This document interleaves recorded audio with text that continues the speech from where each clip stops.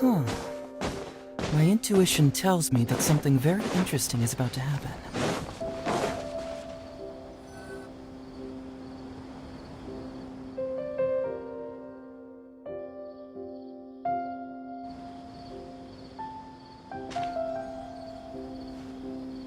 Come and have a good look yourself.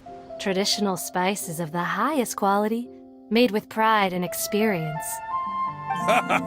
You've got a deal. I can't thank you enough for always looking after my business.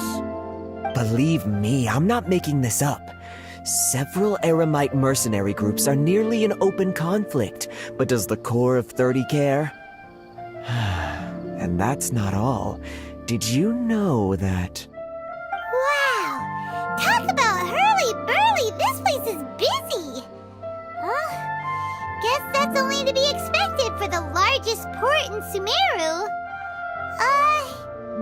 Maybe it's because of what Dia told us earlier, but Paimon can't seem to shake the feeling that there's also danger lurking in these crowds. Ooh. Let's get our bearings so we can start looking for leads. We know that whatever the Academia lost is related to the gods. But other than that, we don't have much else to go on.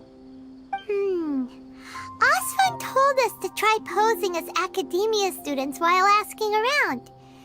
Paimon checked the Akasha on the way here, and the Academia doesn't seem to have any research facilities in Port Ormos. Paimon doesn't get it. Won't we look even more suspicious going around saying we're Academia students and asking about the stolen item?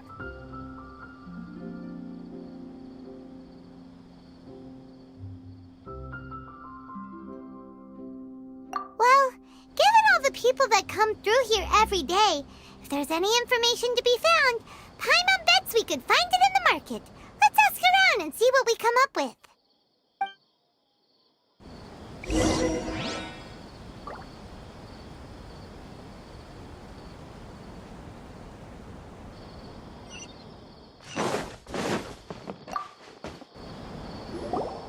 Welcome, welcome.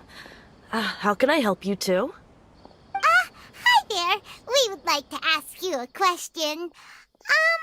Do students from the Academia ever come to Port Ormos? Of course. Especially around this time of year. Students from Sumeru City that are about to graduate often come to Port Ormos to cut loose a little. Many people often talk about how hard it is to get accepted into the Academia, let alone graduate. But those who finish their studies and go on to become full-time researchers at the Academia have it even harder. Sure, we may not be Sumeru City, but Port Ormos offers beautiful scenery and a stress-free environment. Some even say it's good luck to come to Port Ormos, so students and researchers come flocking here when things get to be too much at the Academia. Ah, you see over there? Those are students from the Academia. They've been looking worried and miserable ever since they got here a few days ago. If you ask me, the life of a merchant is better. So long as the Akasha teaches us what we need, then life is good. Those students seem to be discussing something. Let's see if we can listen in.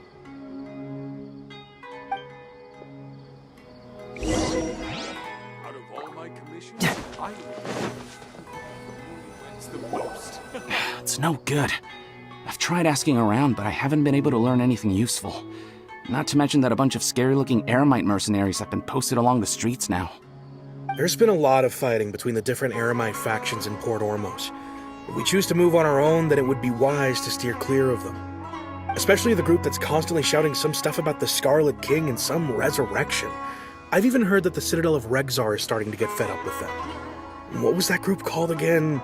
Ein something or other? They're called Ein El Akhmar. Today, I heard that the thing we're after might be in their possession at the moment. Wait, come again? Don't you see? Many of the Eremites in Port Ormos deal with trading this kind of thing. They're usually pretty wary of outsiders, but not so with students of the Academia.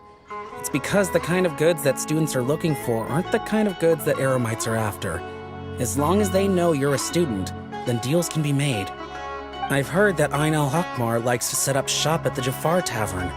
Supposedly, if you're willing to part with 500,000 Mora, they'll give you info on anything. Wait, did you say 500,000? If information alone costs that much, then how could we ever afford to buy what we're looking for? I guess we might as well give up on trying to graduate this way. I wouldn't worry too much. Our field of research is very niche. Who else could possibly be after that kind of shady knowledge? I bet it's practically worthless to anyone aside from us. Well, I guess that makes sense. Then the only thing left for us now is to find a way in. Why don't we all just pool our money together and pay for the information? Whoa! Did you hear that? A niche field of research and shady knowledge? It all sounds pretty suspicious to Paimon. Is knowledge something people just buy and sell like that? So, what's our plan? Wait, didn't you hear what they just said? Buying information is going to cost us 500,000 Mora! Have you lost your mind? Oh, all right. Paimon never thought she'd agree to parting with that kind of Mora. But if you know what you're doing, then we should give it a shot. Out of all my commissions, I enjoy making jewelry for newlyweds the most. Hello there, my friend. Fate must have brought us together.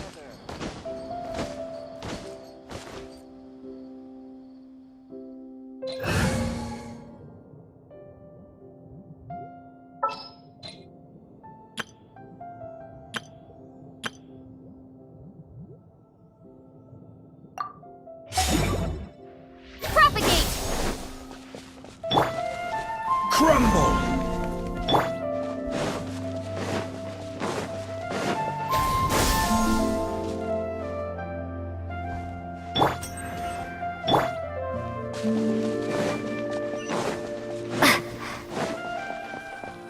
This is the place we heard those students talking about. Let's find a seat somewhere and see if we can spot the group they mentioned.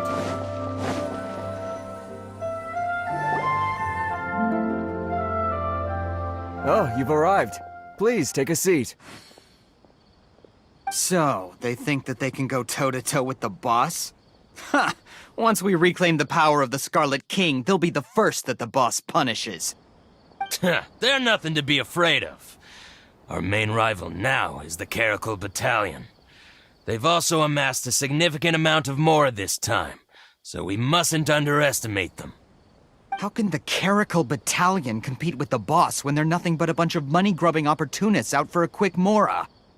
Yeah, with Boss's fervent devotion, he'll be able to use this power to bring our god back this time.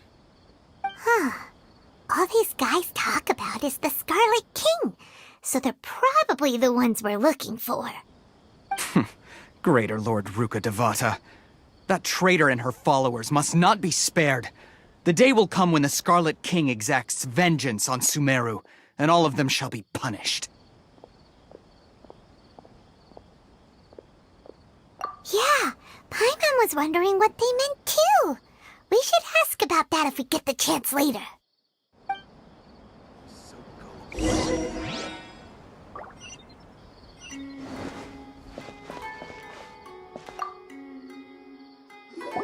Welcome. Huh? Who are you? What do you want? A traveler? Now's probably not the time to talk about that. Didn't the students say Eremites are wary of outsiders? A student? Huh. What's a student from Sumeru City doing in Port Ormos? Ah, well, if it's info you want, you've come to the right place. The question is, can you afford it?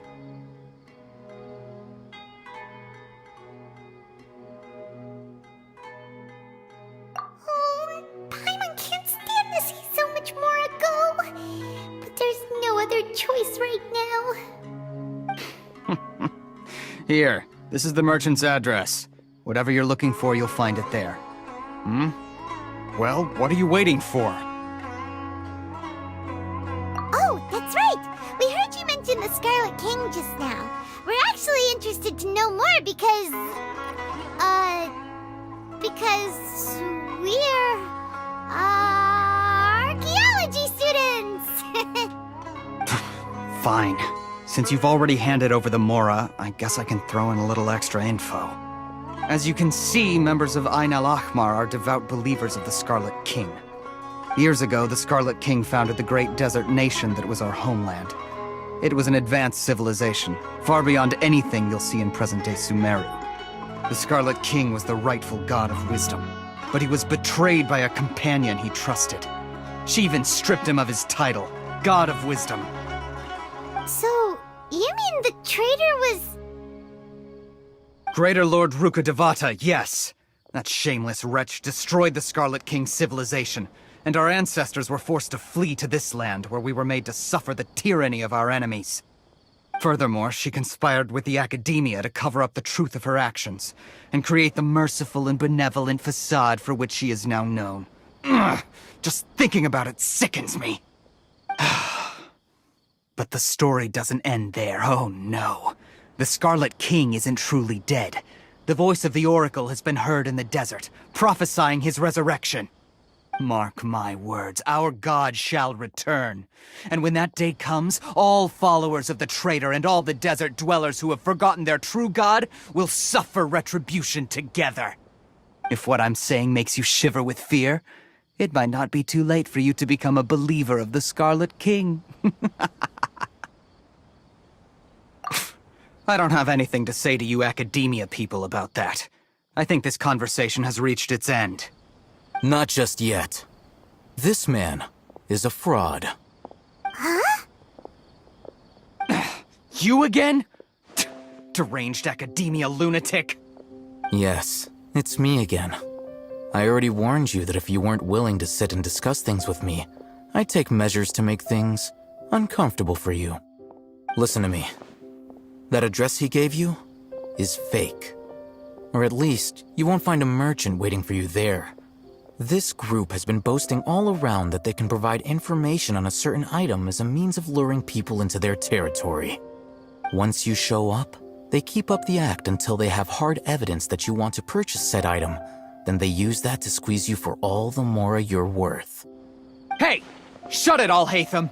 What are you playing at, trying to ruin our business like this, I told you the other day. I wish to discuss my terms with your boss. Ha! The boss made it perfectly clear that he won't negotiate with you. Yes, and in no uncertain terms. But that was then. It does not preclude him from changing his mind in the future. I'm warning you. Don't push us, or this could get ugly. We don't usually get rough with people from the Academia because it just complicates things. For a lunatic like you, though, we might just have to make an exception. If you're suggesting that we escalate this from a verbal exchange to a physical one, I accept.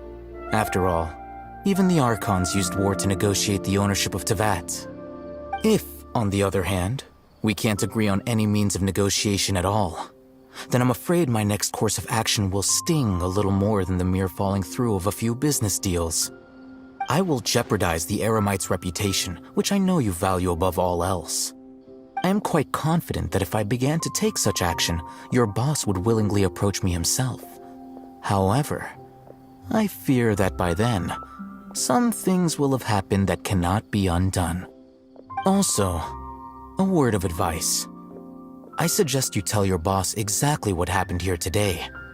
Otherwise, he might blame you for not telling him in the future.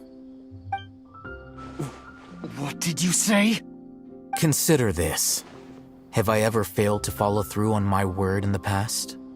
This guy is really out of his mind. Okay then. If you really have a death wish, let's meet a week from today. The pier in front of the Pharos Lighthouse, 4 o'clock in the afternoon, sharp. Don't expect us to hold back. Not so fast. First, you return the 500,000 Mora to them.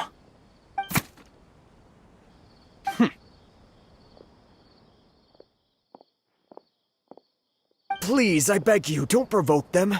We can't afford any trouble with this crowd. They haven't even paid for their food yet. Ah, Mr. Iman. There appears to be fewer staff in the restaurant recently. This wouldn't happen to be because they're all busy spreading the word to the students, would it? Well... Someone who chooses to do business with a group like that really can't afford to get so flustered the instant someone confronts them about it. Consider the meal compensation for our silence. I'd say you're getting an excellent deal. Whoa, did you see that? He not only got us our Mora back, but sent the Amorites running too! Plus, he seems to know a lot about what's going on around here. Let's catch up with him and ask some questions! He went that way! After him! Talk to the bartender if you want a drink.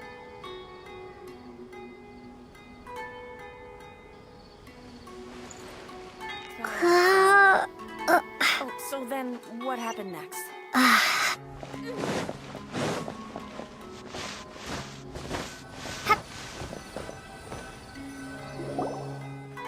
Wait up! It's Al-Haytham, right? What do you want? No need for thanks. My goal was to get to them, and you two gave me just the opportunity I needed. We're even. Oh, I advise you to keep your distance from them. Since they weren't able to make off with your Mora in the end, they might harass you again in the future. All right. Goodbye. Hold your horses! We still have something to ask you about! Since you tore through their scam right in front of them, you must know the real story about certain something, no? Who exactly are you two? And why are you inquiring about that? A student. Right. Look, you should know that those thugs conducting business with you had nothing to do with your lie.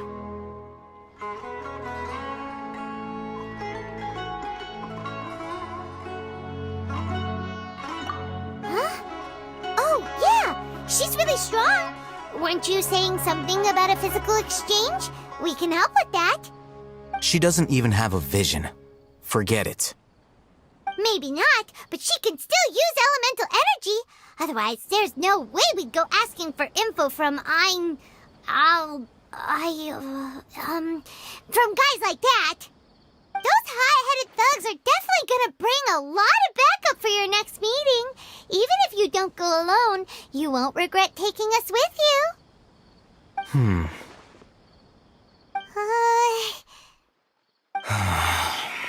All right. I accept. Got a pen and paper? If you're searching for someone who sells that kind of merchandise, I'll give you one of their addresses, and you can try your luck. We'll reconvene at the appointed time by the pier. It doesn't matter if you show up or not. So, since you were happy to give us this merchant's information, does that mean you can tell us exactly what we're after?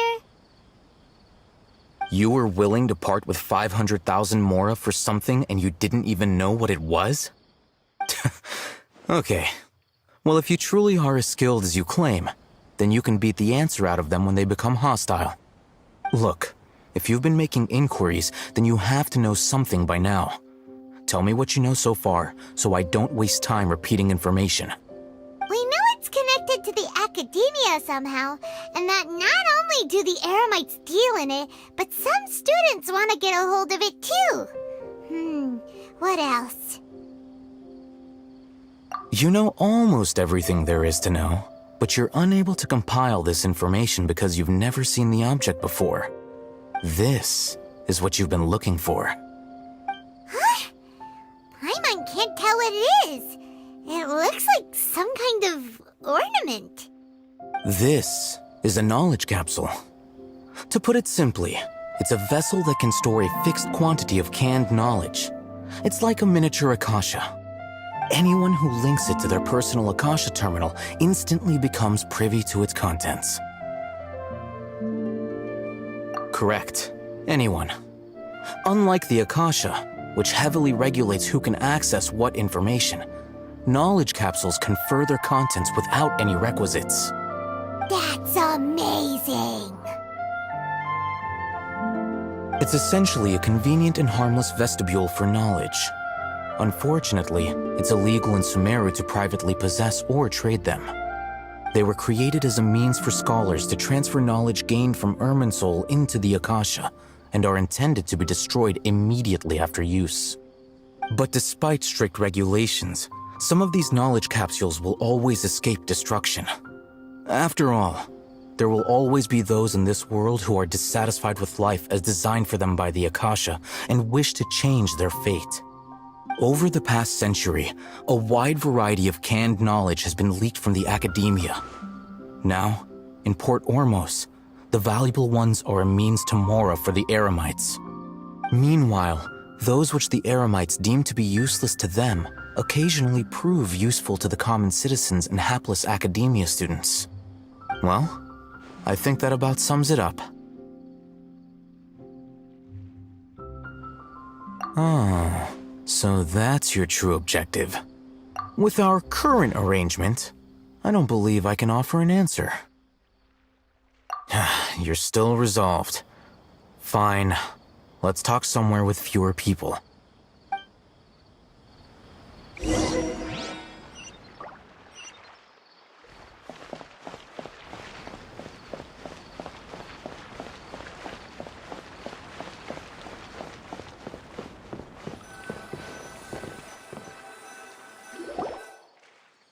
Let's continue our conversation here.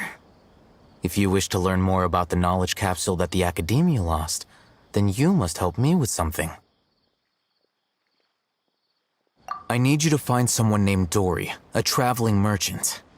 Unlike the peddlers who hawk inferior knowledge capsules, she often has quality goods in stock. Some say that as long as there is profit to be made, there is nothing she won't dare to sell. She's guarded against people from the Academia because most of her wares don't comply with Academia regulations. I think she blacklisted me. I met with her informant, but it soon became clear that they had no intention of letting me get any further. Become one of Dory's customers and earn her trust. This is my condition for further collaboration. Why do you want us to meet with her? Until you complete this task, you don't have question privileges. Fine. So how do we go about doing this? You two are outlanders who haven't been here for long, so Dory should view you as safe clients. I'll give you the informant's address and their contact password. Beyond the password, though, I have no way of knowing what other tricks she might have up her sleeve. You'll have to improvise. This is kind of nerve-wracking. The true challenge begins after you meet her. She has a keen nose for Mora and a shrewd eye for wares, and she only likes customers who she deems to have good taste. I'll prepare some funds for you. Buy her highest quality wares and earn her approval. But we only just saw a knowledge capsule for the first time. We don't know how to tell which ones are good and which ones are bad. Is that something we can learn quickly? That's true. Have you two heard of elemental sight?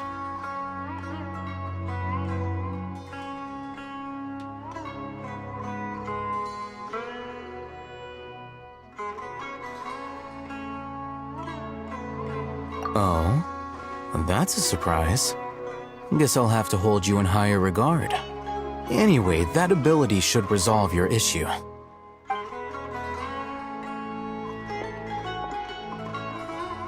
Here are 2 knowledge capsules. Tell me, can you detect any difference in their quality?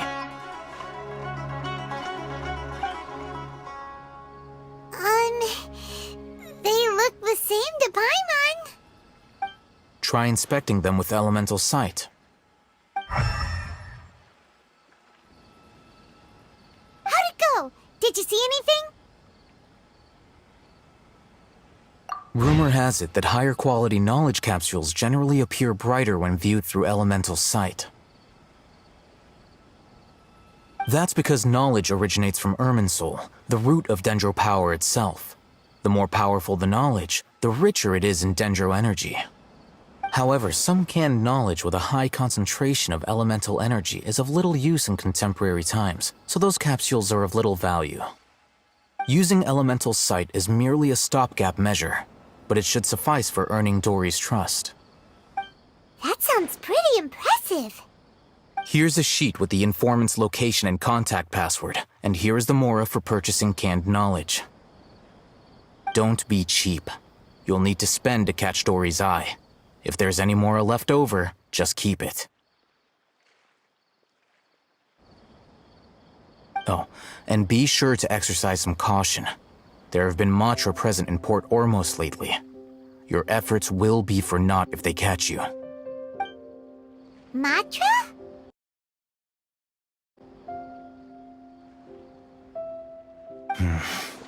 They belong to the Academia's regulatory body. They also handle cases of illegal canned knowledge transactions. Like I said, the Academia has banned both their trade and possession. The Matra are razor sharp. You're in for nothing good if they lock their sights onto you. If you two want to back out, now's the time.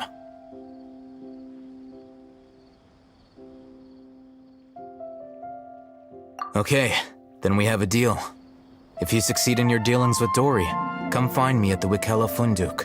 We'll have an open discussion then. Looking at what Al-Haytham wrote, Dory's informant is a trader near Old Ormos. Let's follow these instructions and try to get in contact with him.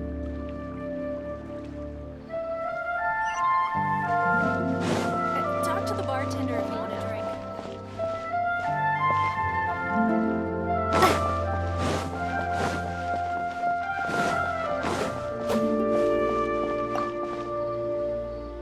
Hello.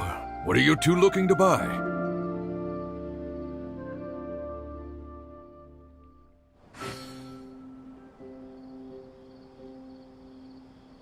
Wait, are you sure you're remembering that right? Paimon doesn't think it was that on the paper. What a unique palate. We have unripe hara fruits, but we usually keep them in the back. I'll have someone escort you. Following the paper got us past the first round. Ronak, these two want to buy unripe hara fruits. Show them to the warehouse. Got it. You two, please follow me. You two have a fascinating fashion sense. We haven't seen a customer wearing a Sumeru rose for quite some time. Hold on. Let me think. Sumeru rose means common merch. No, look again. We're obviously wearing morning flowers. Ah, my mistake. I do apologize. Whew. That pop quiz sure was scary. The warehouse is up ahead. Please follow me.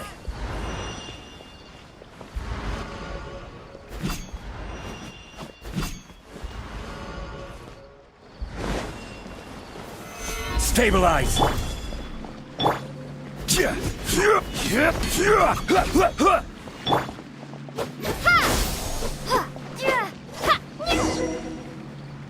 Before I retrieve your products, I need to confirm a few things.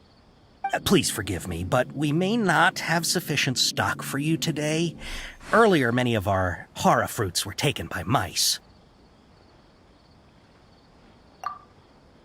Hold on. That's not right. Taken by mice means they sold out. I'm sorry. But as things currently stand, we won't be able to fulfill your order. Why don't you two think things over? He's cautious of us. Let's take a closer look at the paper that Al-Haytham gave us.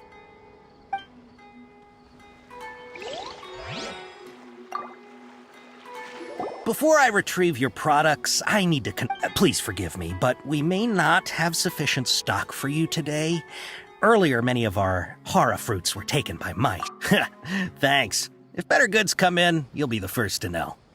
You look like you have some skill. Why don't I pick out some fruits that'll make you dizzy?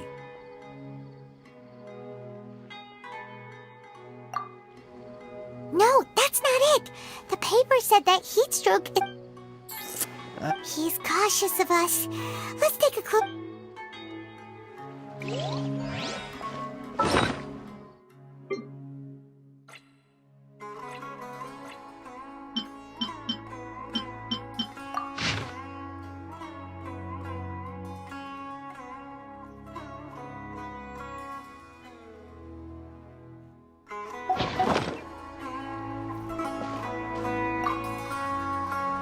Before I retrieve... please forgive me, but we may not have sufficient stock for you today. Earlier, many of our hara fruits were taken by You look like you have some skill. Why don't I pick out some fruits that'll make you dizzy? Yep, that's the right answer. But eating hara fruit that makes your head and ears ring sounds like a bad life decision. Would you like your hara fruits to be packaged in the Sumeru City or Port Ormos style? Wow, you two sure are generous customers. We'll be sure to package your products beautifully. Okay, everything has been confirmed. Miss Dory is waiting for you up at... Shoot! It's the Matra! Run! What? The Matra? Where? I'll hate them said we're done for if they catch us. We gotta get out of here.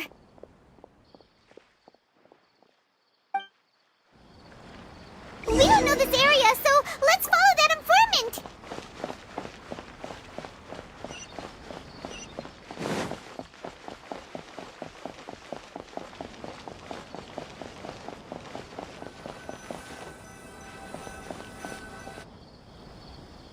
He ran that way.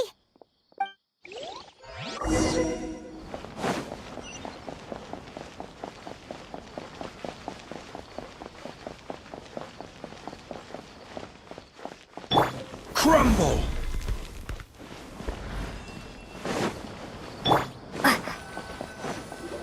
Look, he's over there.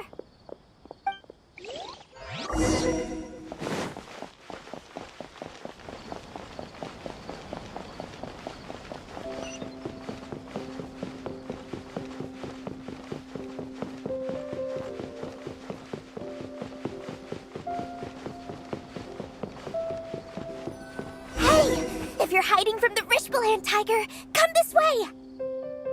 Another password! Huh? Oh, that voice came from behind the building on the right! Here, over here. You can stop running now.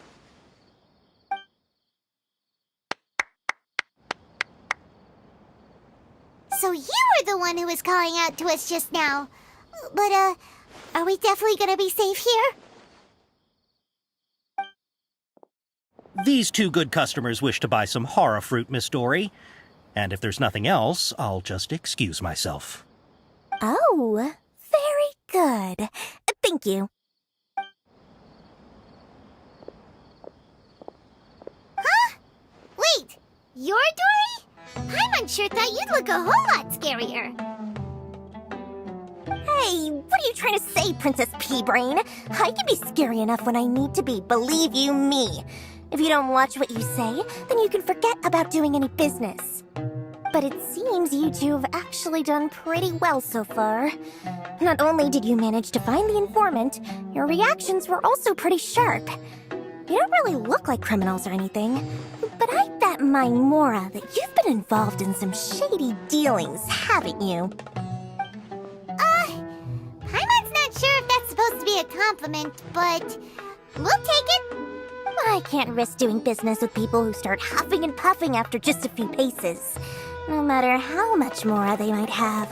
Not only will they get caught by the Matra, but they'll also get us into trouble. As decent folks trying to run an honest business. We don't need any of that. Wouldn't you agree? So that's why I prefer to have customers like you. It's your first time here, but don't worry, I won't ask too many questions. Even if you wish to buy enough knowledge capsules to decorate your house with, please, knock yourself out. As long as you have lots of round, shiny Mora, then we're all good. Ah, yes, of course, of course.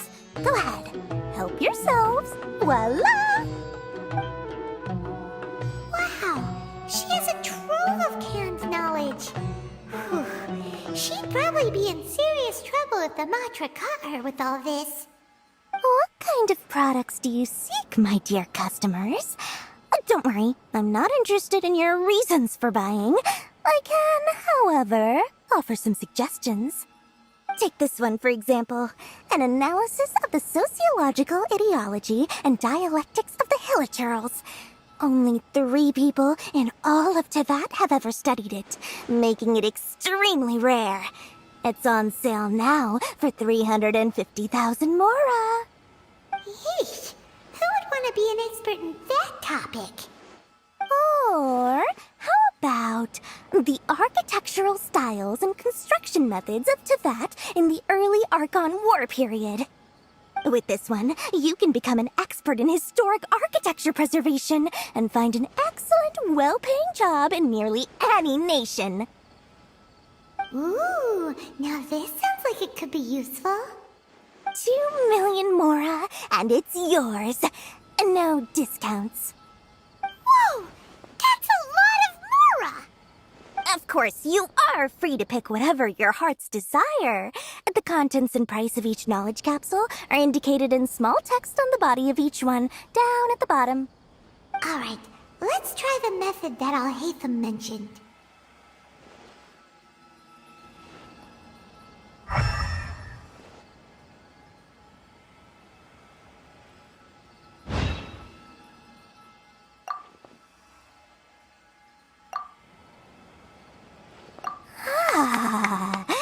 You've really got a good head on your shoulders, and quite the eye for quality. We'll take these, please and thank you. My oh my, you are blessed with a taste for both the exquisite and the extravagant. Customers like you are a rare breed. 1 in 100. No, 1 in 1,000 even. Listen, I have a special offer for you two. If you spend just 100,000 more, you can pick any knowledge capsule of your choice up to a value of 1 million mora. Say what now? Hey, did you hear that? Spend another 100K and we get a capsule worth a whole 1,000,000! But all the canned knowledge we just bought is easily worth 500,000 mora. If we spend just a little more, we can get something worth 1,000,000 mora. Isn't that a fantastic deal? Think about it. We've gone to all this trouble to get this canned knowledge. And so far, everything we bought belongs to Al-Haytham. Aren't you even the least bit curious about how this whole canned knowledge thing works? We're talking instant knowledge here. Don't you want to try it yourself? Come on. We still have around 100,000 of Al-Haytham's mora left. So let's put it to good use by finding something useful for you. Ahem. You've got a deal, Dory. We'd like to spend an extra 100,000 mora. Excellent! Then please, select from this fine collection of canned knowledge over here. Hold on a second. Paimon thought we could choose whatever we wanted. Why can't we choose the ones from over there? Oh, but my dear customer, the knowledge capsules over here are worth 1 million mora each. I'm sure discerning customers like yourselves will be able to find something to your liking. Please, take your time. Uh-oh, Paimon has a bad feeling about this. Let's use Elemental Sight again to check these.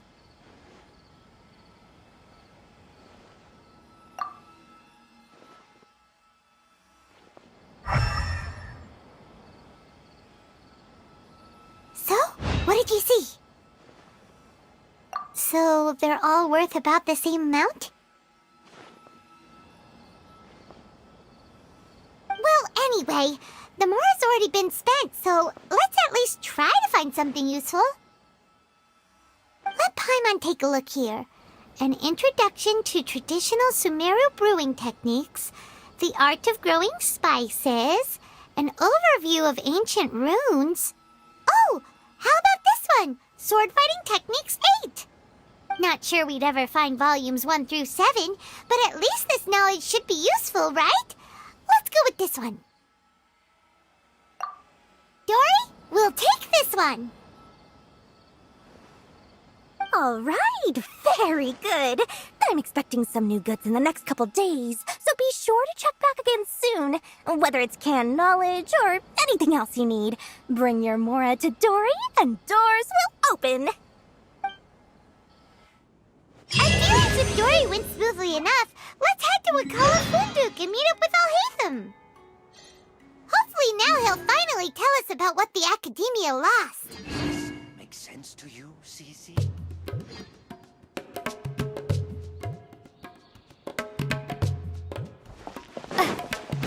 Trust me, I'll find you your perfect coat.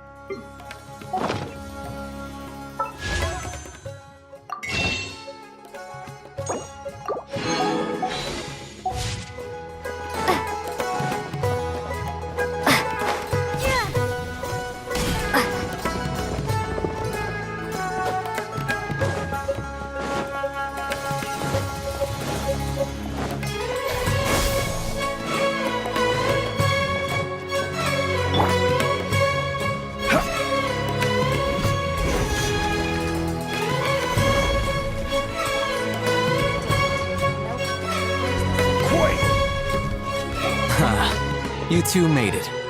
And from the looks on your faces, you were successful. Whoa, there's so many people from the Academia here. Why would you pick this place as our meetup spot? Well, Wakela Funduk is under the Academia's control, so naturally the Academia has people working here. I came to Port Ormos under the pretense of conducting official business. You're a pretty daring guy. Relax. No one here is interested in anything we say, and the Matcha won't come here. Okay now, tell me how your encounter with Dory went. Okay, we did what you asked. So, can you tell us about the knowledge capsule that the Academia lost now? Before that, I have to ask. Why are you two so intent on tracking it down? You don't have to answer, of course.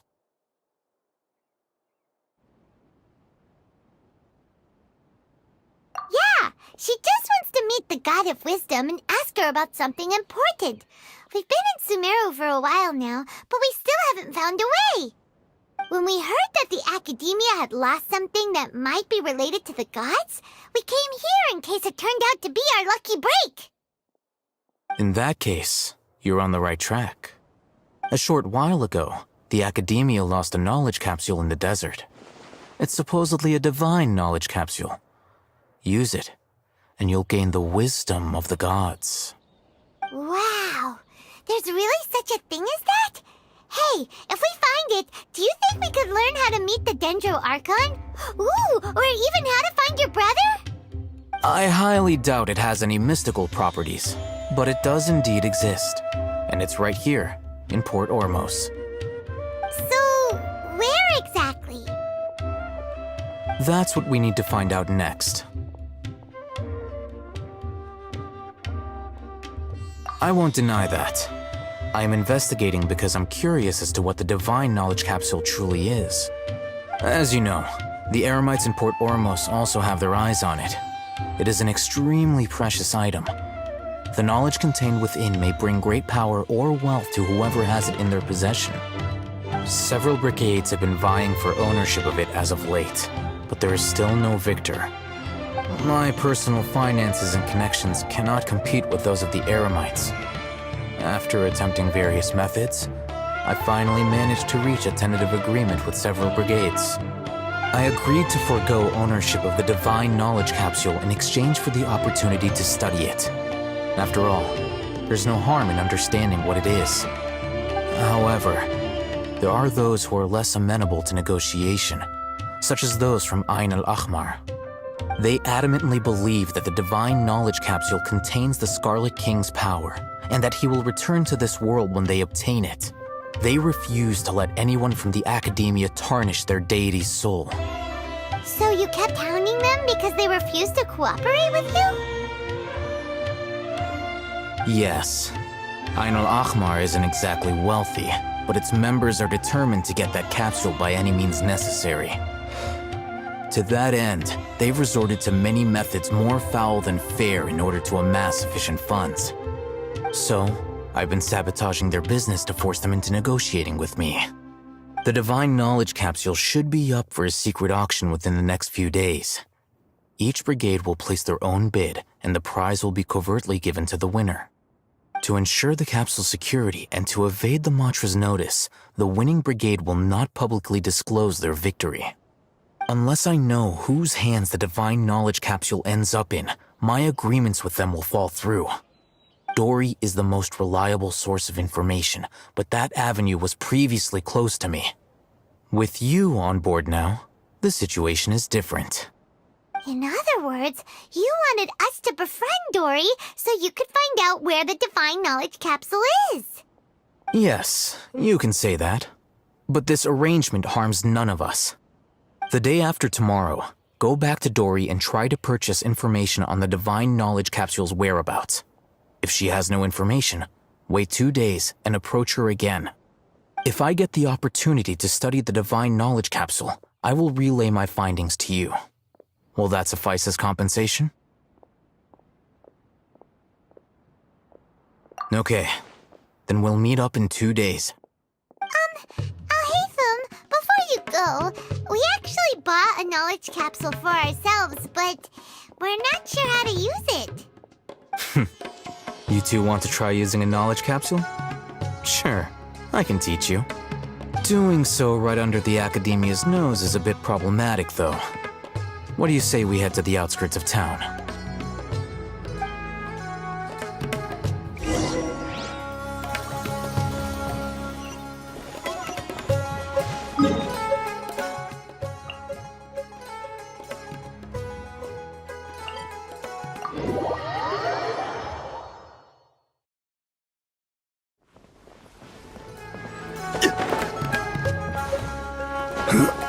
Rise!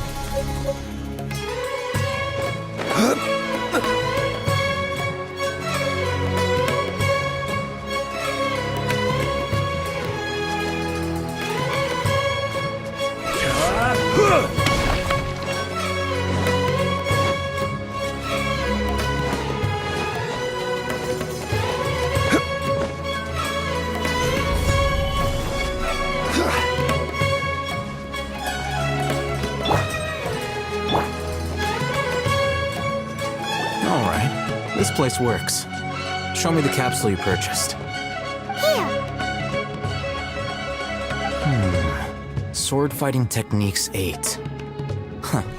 A combat class knowledge capsule. This class is something of a rare find these days, since most have been taken by the Eremites to augment their battle capabilities. Really? Ah, yeah, what a great buy! If you want to determine the efficacy of this capsule, I can evaluate your combat ability. However, effects will likely be minimal if you already possess a high amount of strength. We can conduct a controlled experiment where you fight 2 battles, one before using this knowledge capsule and one after. While you fight, we can use an Akasha terminal to monitor your various physical parameters. There may be variances in your physical strength between the 2 tests, as well as a disparity in your opponent's abilities. But don't worry, I'll run statistical analyses afterward to mitigate any confounding effects. Wow!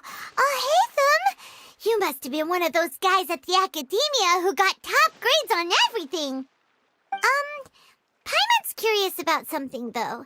You definitely weren't one of those students who needed canned knowledge to graduate from the Academia, right? So why are you risking getting caught by the Matra for this capsule? When you are unable to understand a researcher's actions, most cases can be attributed to curiosity. This is but one theory. Sounds like you're trying to avoid the question. All right, let's begin the test. Just fight as you normally do.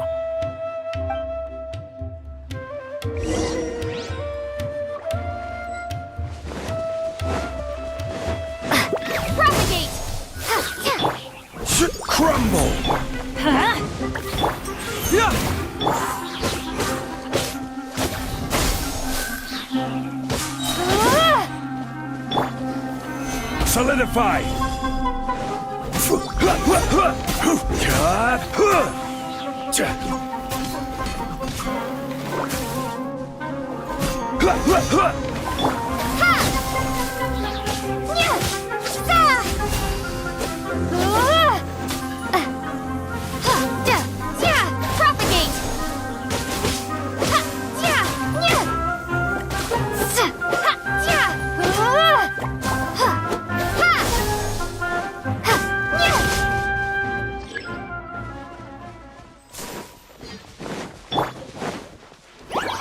Stabilize! Scatter!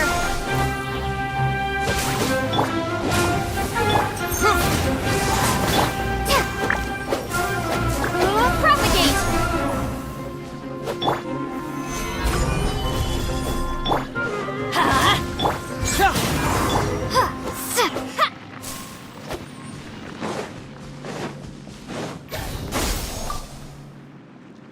All right. I'll link your Akasha terminal to record data. The next step is to use this knowledge capsule. Hold it in your hand. I'll help you establish a connection with it so you can activate its power.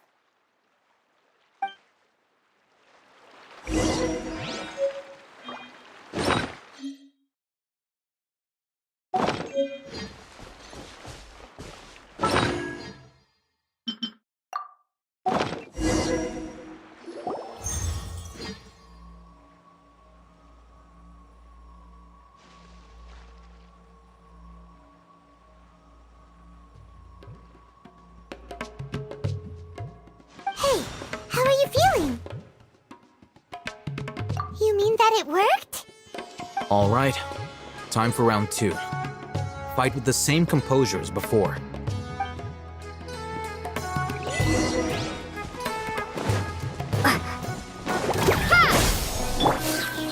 Gather! Let's light it up! Scatter!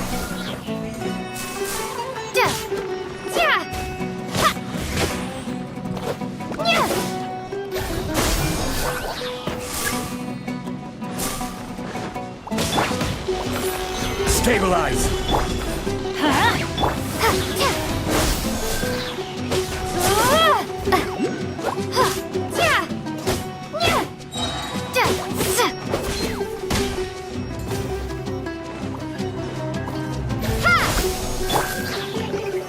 Solidify! Let's light it up!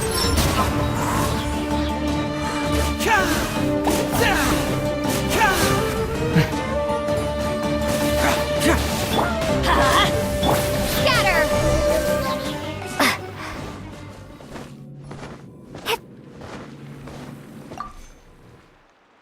Now, I'll start recording data again. Oh, hey, how's it going? Well, the knowledge capsule you purchased did improve her combat capability. During the second fight, her overall fighting performance increased by 0.073%. Wait, how much?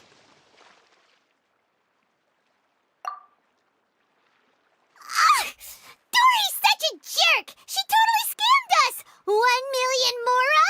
This thing isn't worth a tenth of that amount! Of course, this could be because she is so powerful that the capsule's contents were unable to produce a substantial increase. At the very least, this test allowed me to gain more insight into you two. Our deal seems increasingly worth my investment. I'm heading back to Ikela Funduk. I await your response in 2 days' time. This is Mora for when you ask Dory for information. Pay her as much as she requests.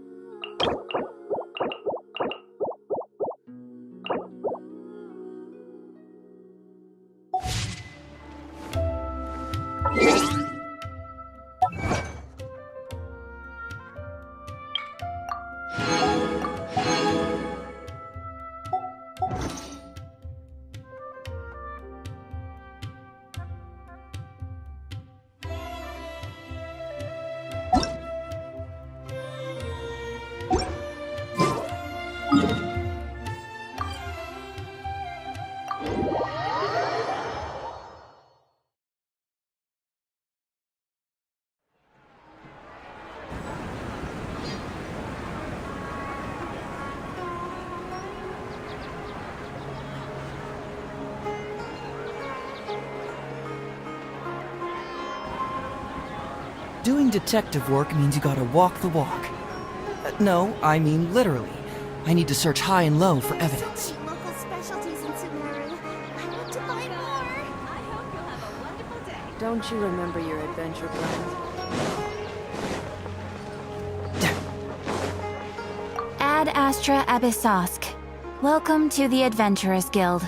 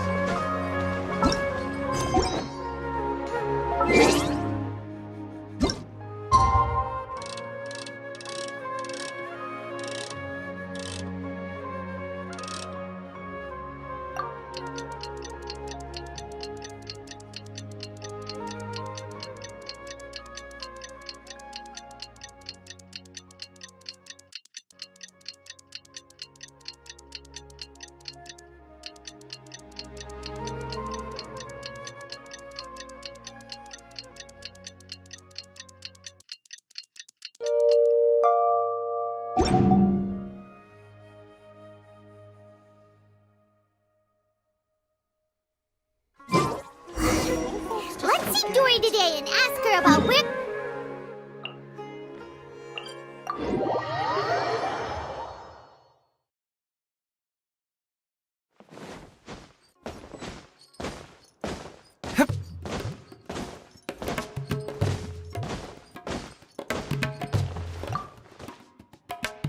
Here, over here!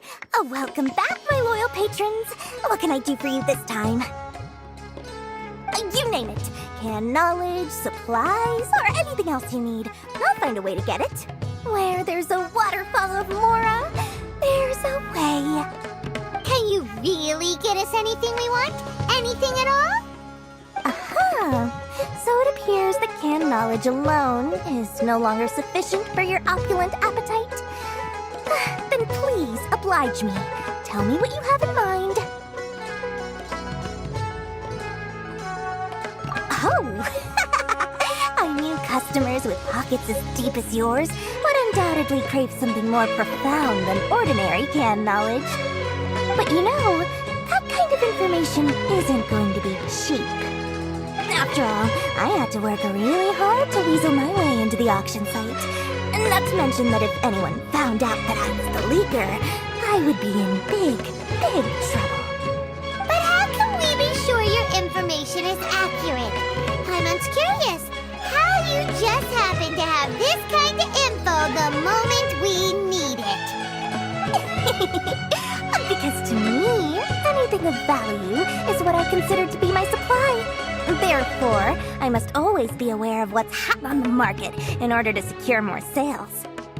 As for the information's authenticity, well, you've no need to worry about that. I used a camera to take a picture of the transaction. That way, no one can dispute it. It's always a pleasure doing business with such sterling patrons. Now that you've paid in full, here's the scoop. The Divine Knowledge Capsule was purchased yesterday by a certain Misery, the leader of Ain el Ahmar. Ain el Ahmar? You mean the Eremites who worship the Scarlet King? Ah, so you're already familiar with them. The group has done everything in their power to obtain the Divine Knowledge Capsule. After all, they believe it contains the power of the Scarlet King. That Divine Knowledge Capsule is unlike any other canned knowledge I've seen before. It was glowing bright red. The capsule is clearly visible in the picture I took. You can look for yourself. Thanks for the info, Dory. Please, it's my pleasure. It's all thanks to discerning customers such as yourselves that my efforts yesterday were not in vain.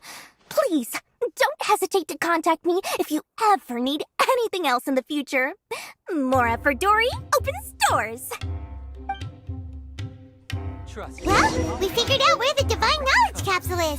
Turns out, it ended up in the hands of Ain El Ahmar. Let's head back and talk to Al Haytham.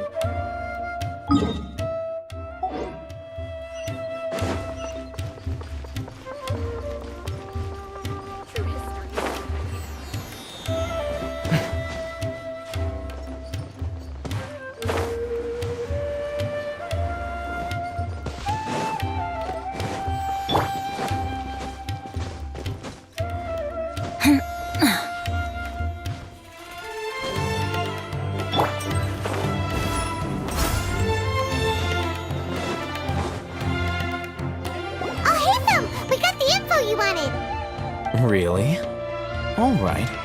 Let's hear it.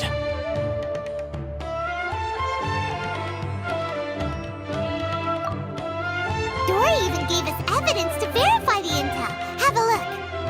Huh, look at that. Clear as day. It must have taken some guts just to infiltrate the scene of the Eremites transaction. But then to get close enough to take a picture like this. Bold move, Dory. Very bold move. All right. The person in this picture is indeed Misery, the leader of Ain al Ahmar, and the glowing red capsule he's holding appears to be the Divine Knowledge capsule. In which case, if we play our cards right, when we confront them next week, we should be able to force them to show their hand. At first, Paimon didn't get why you were provoking these Ain El Ahmar guys. But now, it sort of makes sense. Everything's playing right into your hands. After we defeat them, we can finally have a serious talk with their boss and get them to lend us the Divine Knowledge capsule. Thank you for your time and efforts. Take a few days off while I make some preparations. Let's meet up again on the afternoon of the arranged date, 3 o'clock sharp. See you then.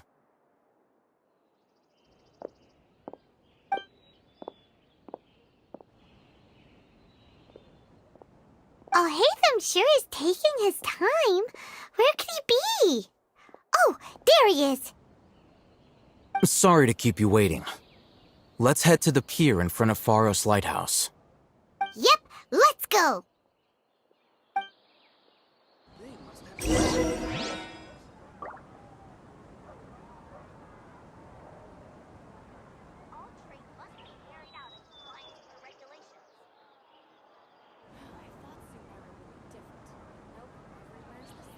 I didn't do anything.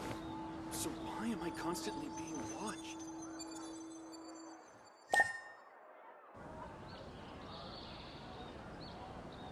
Anyone that makes lots of money? Huh. They must have some tricks up their sleeves.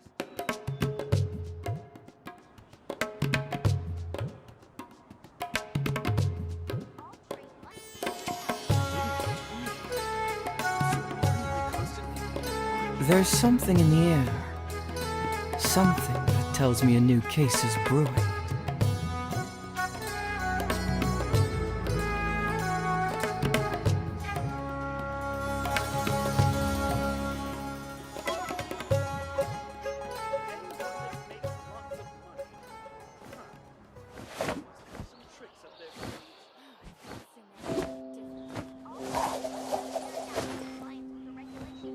I didn't do anything. So why am I constantly being watched?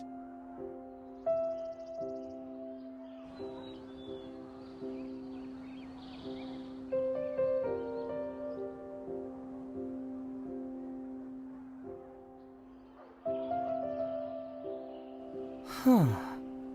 My intuition tells me that something very interesting is about to happen.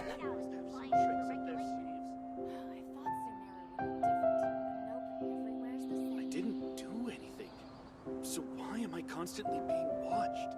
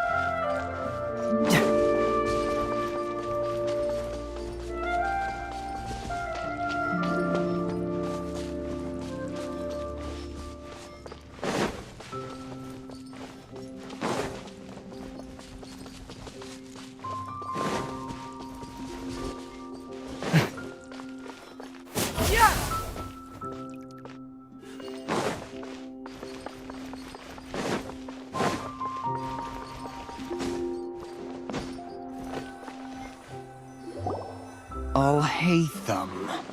I knew you were crazy, but I didn't know you were crazy enough to actually show up. It was I who demanded that these negotiations take place. I was more worried that you might go back on your promise. But to your credit, it appears that you're sticking to your word. This is turning into quite an occasion. I also brought some backup. I assume you don't mind. Backup? Aren't you the brat from the restaurant the other day? You've come to support this lunatic because he helped you out? Fine, your funeral. I'm not going to mince my words. Once we're done with you, you'll be nothing more than fish food. Get 'em, boys!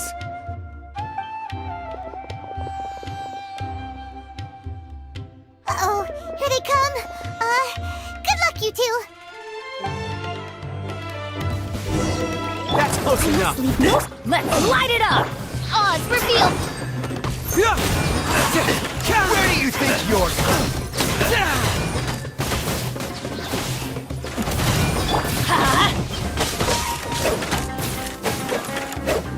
Let's light it up! I'll be Adventure time! I'll be back. Truth hurts! Let's light it up! By royal steady as stone.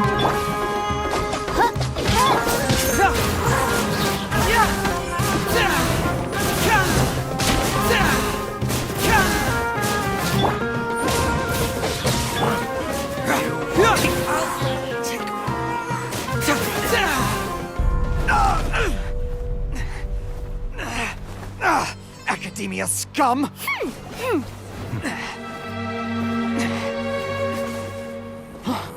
Boss! Finally! Did you use it? Great! Now we can...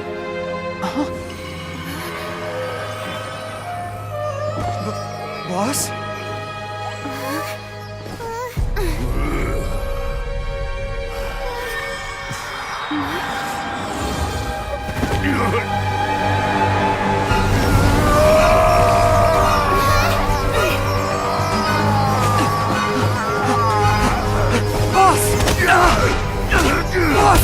What's wrong?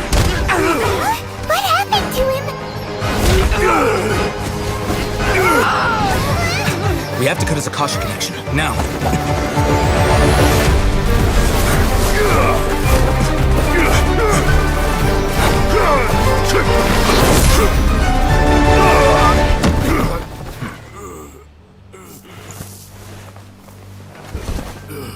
Target acquired. Arrest him.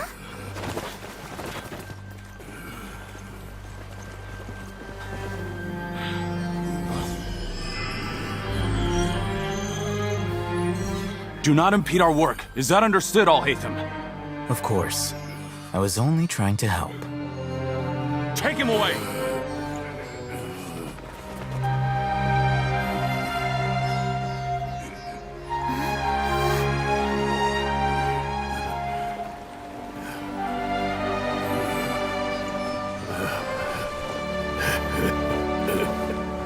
World, forget me.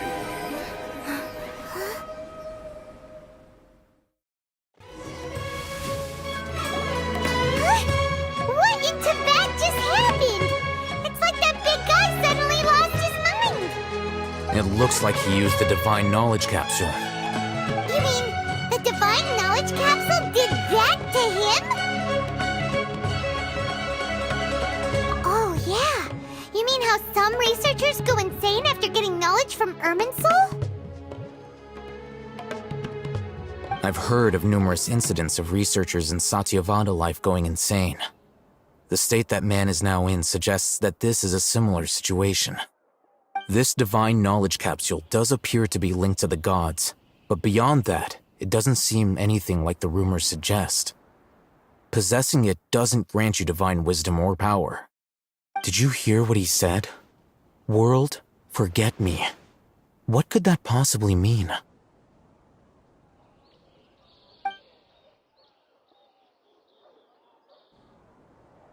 If the mantra took him away, then that means the Academia got the Divine Knowledge Capsule back too. What What a shame. We were so close. Still, Paimon didn't expect the Divine Knowledge Capsule would be so dangerous. Imagine if we tried to open it.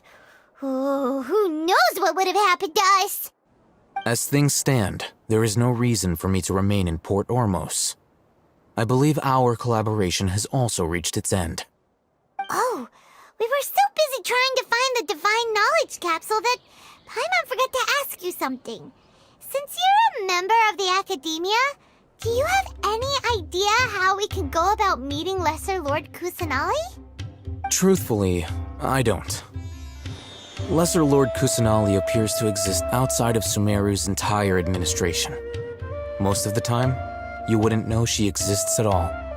Moreover, since the Academia possesses the Akasha, a symbol of our deity's wisdom, scholars have no reason to desire to make contact with the deity herself anyway.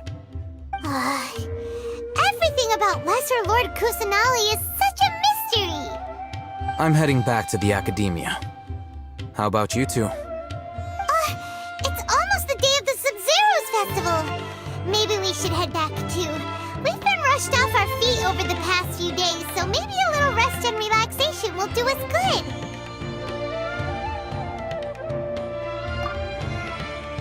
Then we'll part ways here, Alhaitham, until we meet again.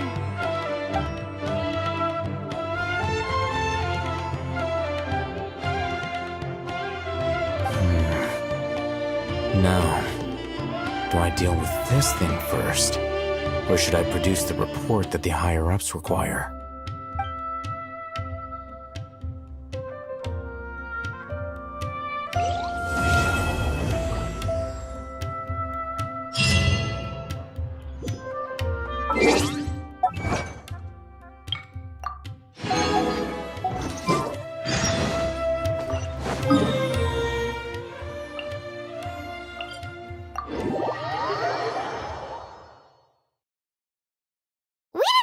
The Sub-Zero's festival, right? Let's hurry and find Dunyarzad. Paimon thinks she must be around the Grand Bazaar, since she showed us around there last time.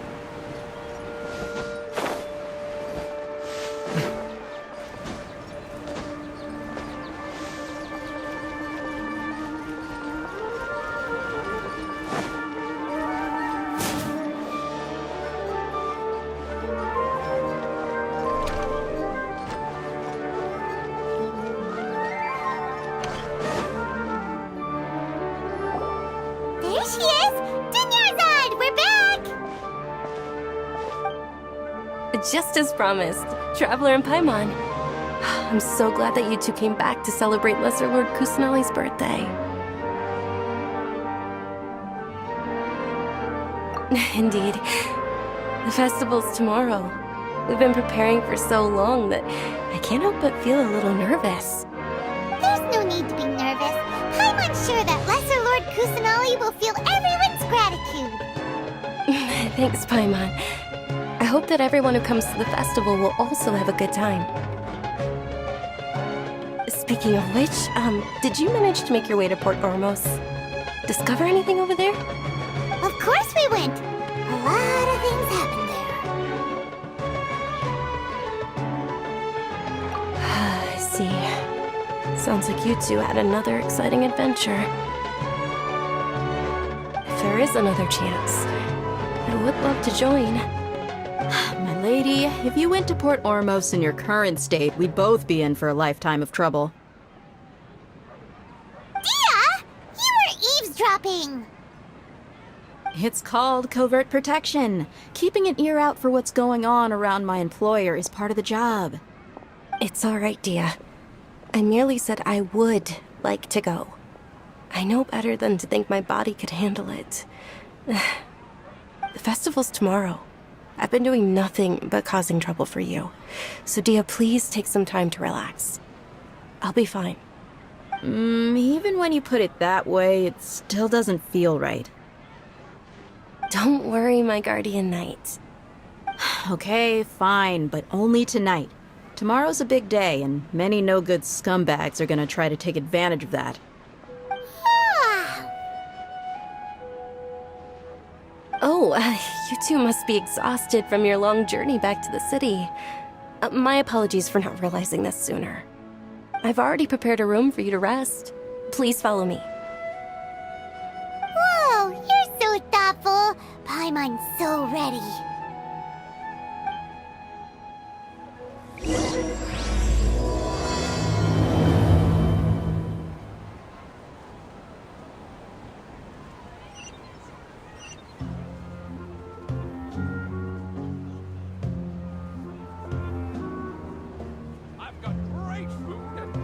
Doing detective work means you gotta walk the walk. No, I mean literally. I need to search high and low for evidence.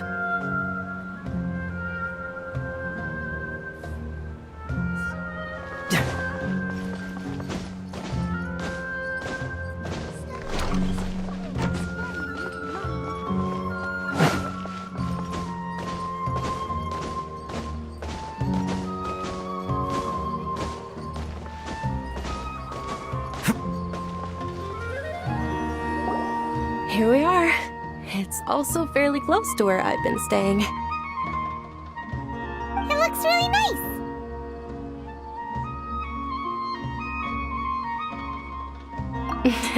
Not at all.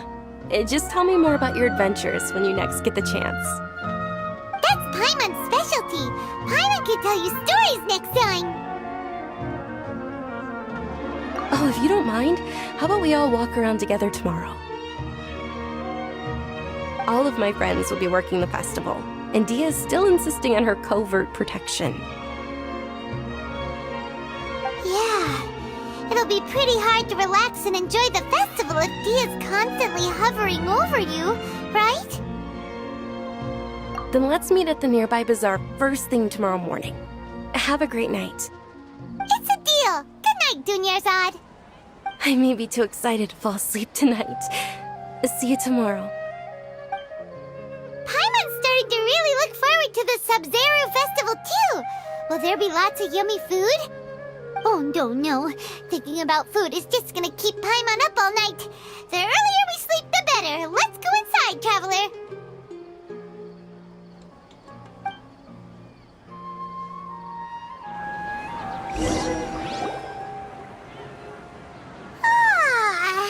Did we oversleep?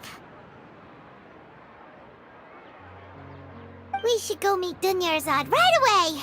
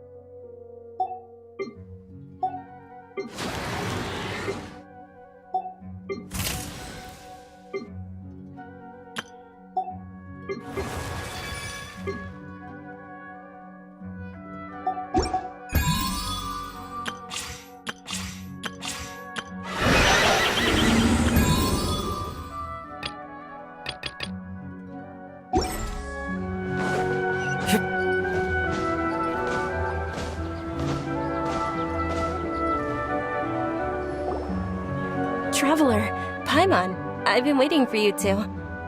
Good morning, Dunyarzad. We must have overslept a little bit. Not at all. I arrived early. Today is finally here. I must cherish every moment as if it were gold. You've worked so hard for this day. You gotta enjoy it to the fullest. You know it.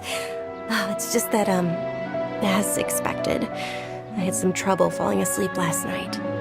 I'm hoping my body won't be too much of an issue today. Well, shall we? Let's start with the stalls over there. Many vendors came out of the blue to support the event, and they insisted on covering costs themselves. Let's go give them some business. They paid for everything out of pocket? Oh, sounds like they're not in this just for the Mora. They all said that contributing to a lively festival atmosphere is more important than money. Especially since we don't often get to celebrate Lesser Lord Kusanali's birthday. Ooh, they're selling food over that way! Let's go take a... This is a stall offering foods from the Haftmewa feast. Oh, you could tell straight away. I thought most people nowadays wouldn't know. Mushrooms, flowers, and all kind of fruit? It's all vegetarian stuff. Oh, Paimon's a little disappointed. So, what's the Haftmewa feast you mentioned just now? It's another Sub-Zero's festival tradition. People used to set their tables with 7 different foods.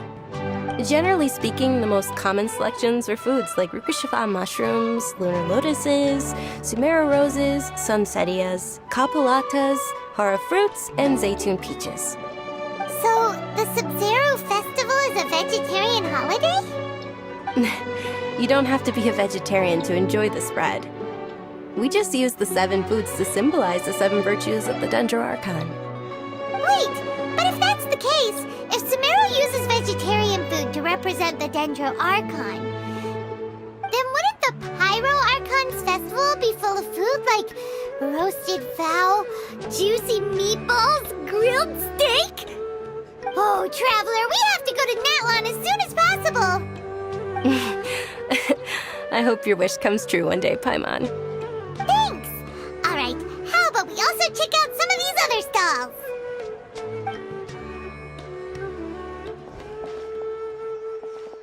Dear customers, would you like to try your hand at alchemical divination? What's alchemical divination? Those 2 things sound like they'd be fun to try together. Right? I thought the same when I first heard about it. It is said to be a mysterious craft invented by none other than Lesser Lord Kusanali herself. So, how does it work? It's quite simple. After you give me any 2 alchemical reagents, I'll use them to perform a random transmutation. Sure sounds random. So random that it will probably fail. That is precisely what we need. After the transmutation fails, your one and only diviner here will interpret the remnants.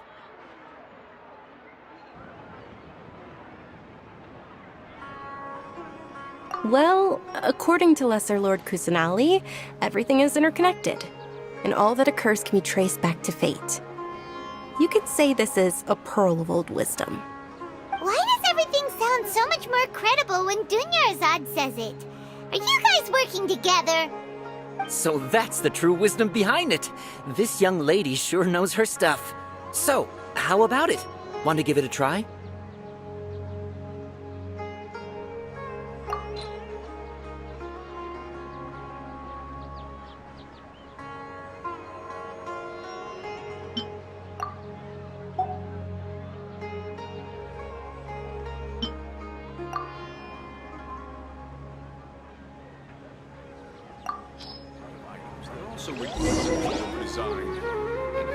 Okay, one moment. It's the moon. Paimon wants to take a look too! Is it? It looks more like a pie that Paimon bit into. Generally speaking, the moon signifies... It means... Wait a moment. Is he really looking it up in a book? Oh, I remember now. It means illusions and lies. Illusions and lies? That sounds rather ominous. Yes, but this book says that if you trust your intuition and overcome your fears, the sun will surely rise. He's not even trying to hide his book anymore. Naturally, fate will only ever show you the beginning of a journey. It is up to you to forge your own ending. Oh, thank you so much. I'll keep that in mind. Oh, it's nothing. I'm just learning as I go. Guess that was still pretty interesting. Okay, on to the next stall. They say the Sub-Zero's festival was very lively a long time ago. Large flower carriages used to parade through the city. As they headed towards Port Ormos, people would throw flowers, candy, and liquor all along the way. Dunyarzad's eyes are sparkling right now. I wish I could have seen that spectacle. But if you ask me, I'm sure Nilu's dance of Sabzerus would be just as impressive. Things can't go on like this.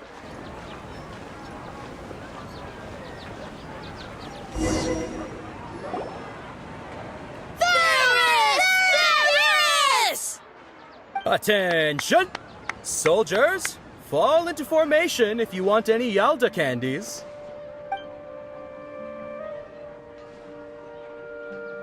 It's a weird guy with a weird hat. Hey, it's Dunyarzad! Wow! Miss Dunyarzad, the children love you even more than the Yalda candies. In the few short days it took to prepare for the Sabzerus festival, the children have all grown very fond of you. The Hallowed Night of Flowers. It's an honor that you know my name. Attention! In the name of Ferris, the Knight of Flowers, I commend you on your contributions to the glorious Sabzerus festival. All right, little soldiers, take your Yalda candies and don't forget your loyalty to Lesser Lord Kusanali. Dismissed! Yes, Knight Ferris! Just what is going on here? Ferris, the Night of Flowers, is another Sabzerus festival icon, and one immensely popular with children. In the past, the actor portraying Ferris would also sit on a flower carriage. It's all thanks to Miss Dunyarzad's sponsorship that the children can make such wonderful memories today. As are we to you, Vihar. Oh, not at all. Oh, speaking of tradition, do you want some Yalda candies? They're a festival staple, and I happen to have some boxes readied here. Take a look and pick whichever one you want. Whichever one? Don't these boxes all look the same? That is the fun part.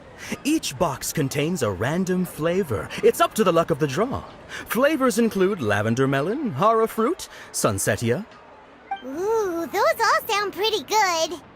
And there's also lizard tail and oni kabuto. Huh? What's up with those two flavors?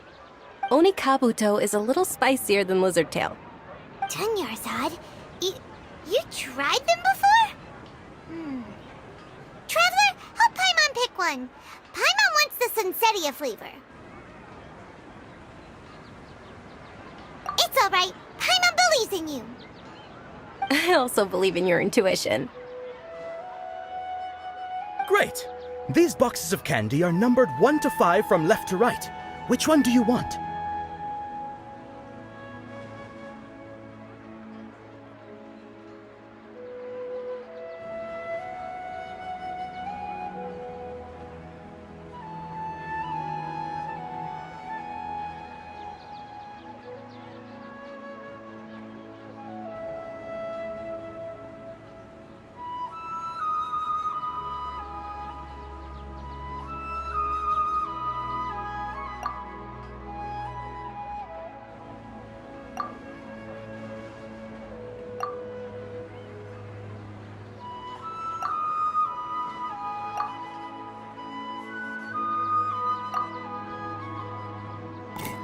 Attention! That's unfortunately lizard tail. Oh, Paimon thought you survived so many epic battles because you had incredible luck. But looks like Paimon was wrong.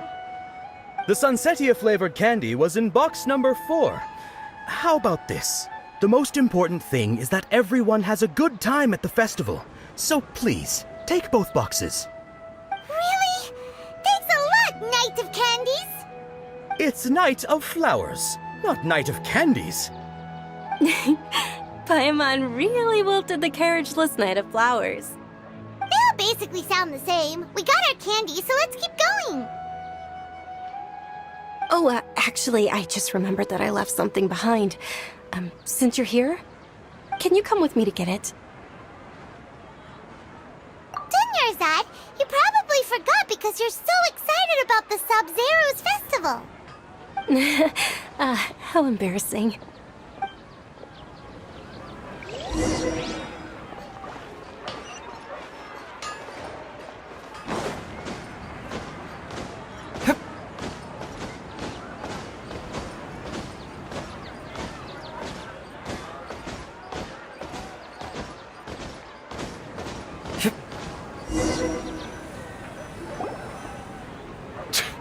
We're too late. Who knew the little lady was such an early riser? I know, right? Hey, wait a minute. Boss, isn't that her? Oh, that most certainly is. We're in luck. She's walking right into our clutches. Those Eremites don't look like they're up to any good. Who are you? I don't believe the Homayanis hired you. That's right. We haven't received any of their mora, but I wonder how much the Homayanis would shell out to get you back. They're a gang of kidnappers! Traveler, hurry and protect Dunyarzad! Hey, did you scumbags even consider that the Homayanis might have hired a merc that outclasses you? You're... Dia! Dia the Flame Mane! No wonder we mercs haven't heard anything about you for so long. You sold your unruly mane to the highest bidder. Don't speak so disrespectfully. My family started working with her as gratitude for her past kindness to us. Don't worry about it, my lady.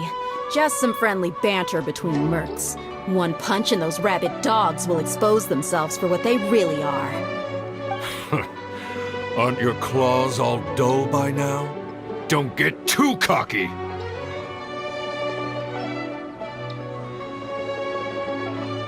Traveler, take Miss Dunyarzad to a safe location. No, we're gonna stay and help. There's too many of them. You're right. All right, fine. Please be careful, Dia. Don't waste your time worrying about me. This is my job. Look out for yourself. After I've wiped the floor with them, I'll go find you all.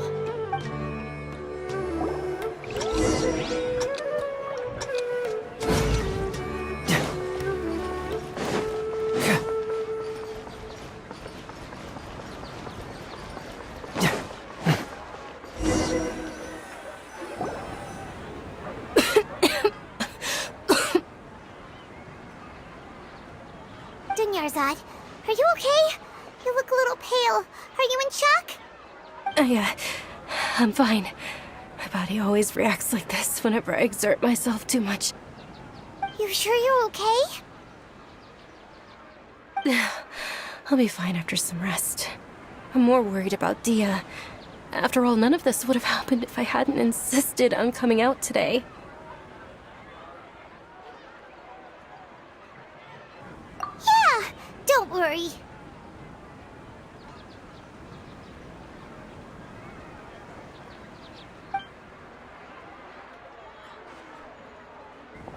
My lady, Traveler, found ya.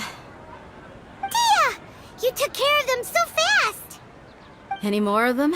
Or rather, did anyone follow you? Dia, your arm! Oh, this? I'm fine. It's just a scratch. Normally, they wouldn't have been able to land a hit on me at all, but I'm still getting used to this new greatsword. Please, let me take a closer look. Come on, it's nothing. Us mercs aren't as fragile as you think. Hold on, you said something about a new greatsword. What happened to the one you were using before? About that. Well, I sold it, because I was low on mora. Stuff like this happens every now and then. It can't be. The anonymous donation that was used for the venue's final round of preparations?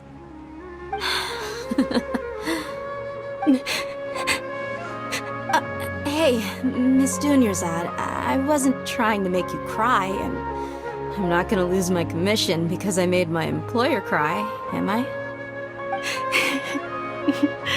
Okay, making your employer cry won't affect your commission, but Selling your weapon without permission and getting hurt? I'll have to reevaluate your performance. You're so unreasonable, my lady. Thank you very much, Dia. Don't be like that. I get embarrassed really easily.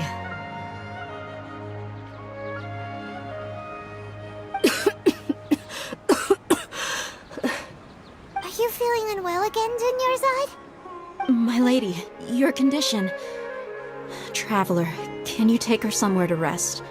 Truly, I'm sorry for the trouble, everyone.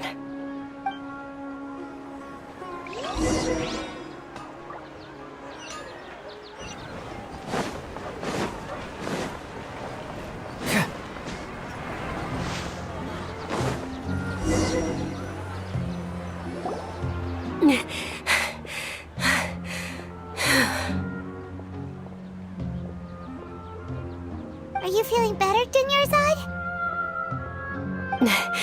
Yes, much better. Just give me a few moments and I'll be good to go.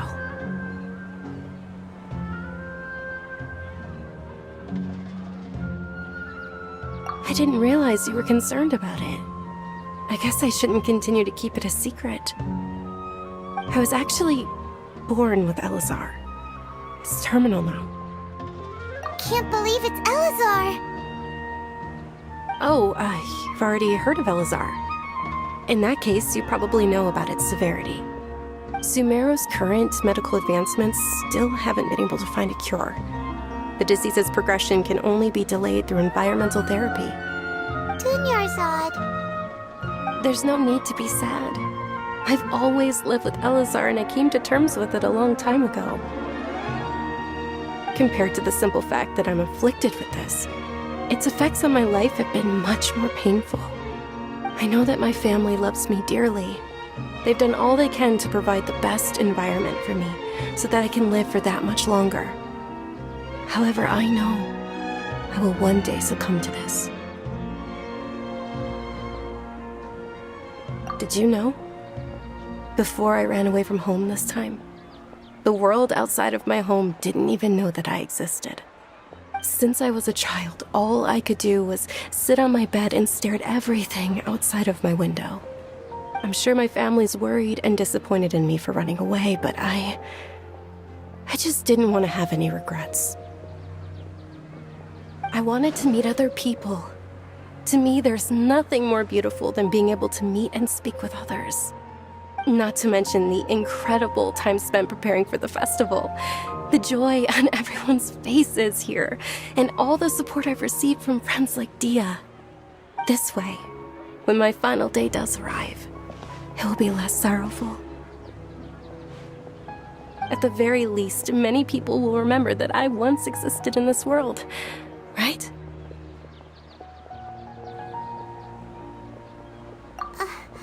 As long as you don't forget Paimon, Paimon also won't forget about you. No, even if you forget Paimon, Paimon will still remember you. Thank you two so much. I apologize for the depressing conversation. This is out of character for me. To be honest, Lesser Lord Kusanali gave me the courage to do all of this. If it weren't for her encouragement, I wouldn't have taken that first step. Thanks. There will always be frustrations in life, but I know that the point of living is not to leave behind any regrets. Oh, right! Isn't it almost time? Huh? Almost time for what? Isn't the Dance of Sub-Zeros about to begin? It's the part of the festival that I've been looking forward to the most. Nilu will recreate that legendary scene with her most splendid dancing. And the Sub-Zeros festival will conclude amid everyone's applause and blessings. And with that, my wish will also... Then what are we waiting for? Let's go to the stage! Yeah, we should still make it in time.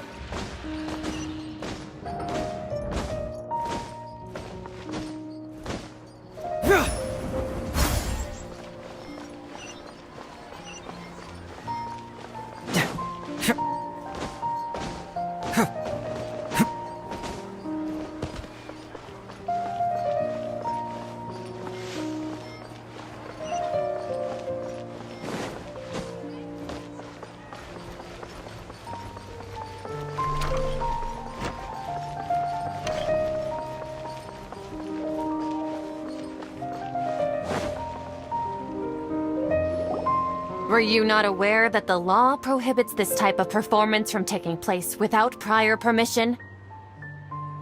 Over there! Someone's yelling at Nilu! I think I just saw the Academia's Grand Sage. Why is he here in person? But the Dance of Sub-Zerus is one of the key parts of the Sub-Zerus Festival. If we can't perform it... The Sub-Zerus Festival. The law also prohibits the private hosting of large-scale religious festivals. Only the Academia can host such an event. If you continue to resist, we will have to order an investigation into every single event organizer. The Grand Sage has already granted you much leniency. I advise that you exercise tact. How did things turn out like this? The Academia was originally responsible for the Sub-Zerus Festival, but they failed this responsibility for many years. I need to speak with them. This is a hard pill to swallow, but you're right. Things would only get worse.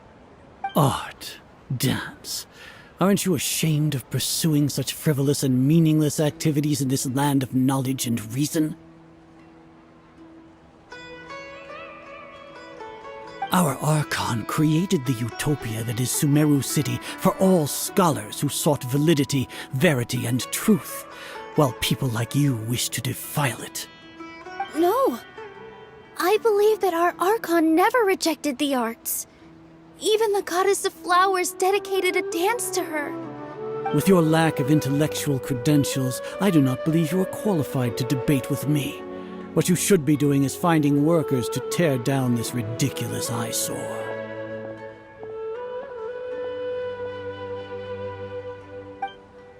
When we return, have the scribe draft an ordinance before the next Nyagarbha Day that prohibits public art performances. We will announce it to the public later via the Akasha. Understood. I will inform him when I return.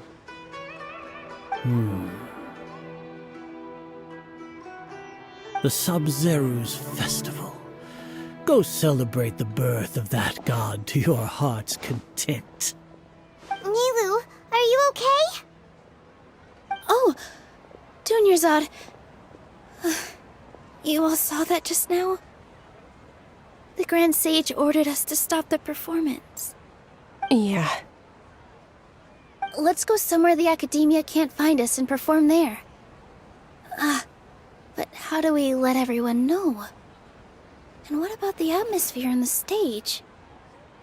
Or we could get people to block them off so they can't interrupt the performance. No. They just threatened to investigate the organizers. If we were caught... Nilu, it's all right. Don't worry about it. But you've been looking forward to the Dance of Sub-Zerus so much. And I know how important this festival is to you. I don't want you to have any regrets. It's okay. Seeing you care this much about my feelings is more than enough. It would be too risky to continue the Sub-Zerus Festival at this point. I don't want to get everyone in trouble. If you say so. But you can sneak out for the next Sub-Zerus Festival, right? We'll make sure the next one is a smashing success. The next one. Yes. Okay. It's a promise. It will be a smashing success.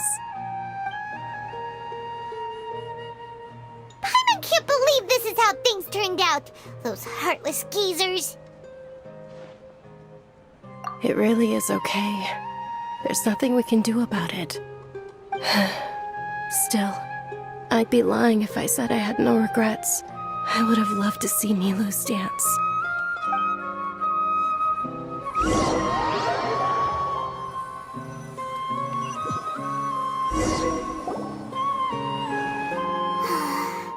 A lot happened today. It's a shame the festival ended the way it did. Nilu and Dunyarzad promised to make the next Sub-Zerus festival a success, but Dunyarzad is running out of time. Yeah.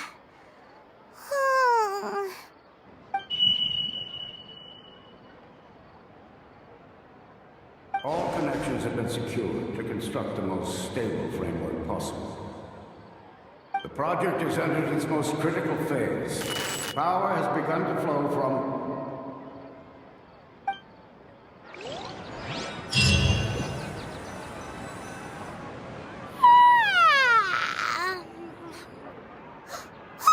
We're gonna be late! It's all because you wouldn't get out of bed! We should go meet Dunyarzad right away!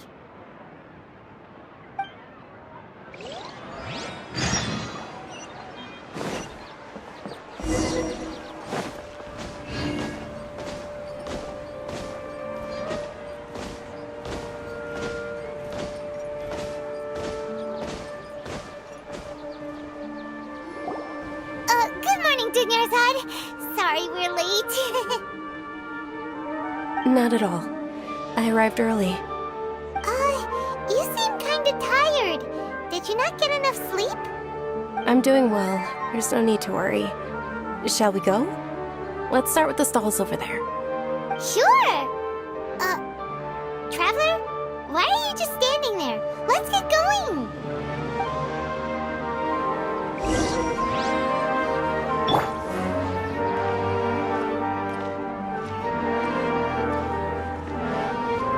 Ooh, they're selling food over that way! Let's go take a look!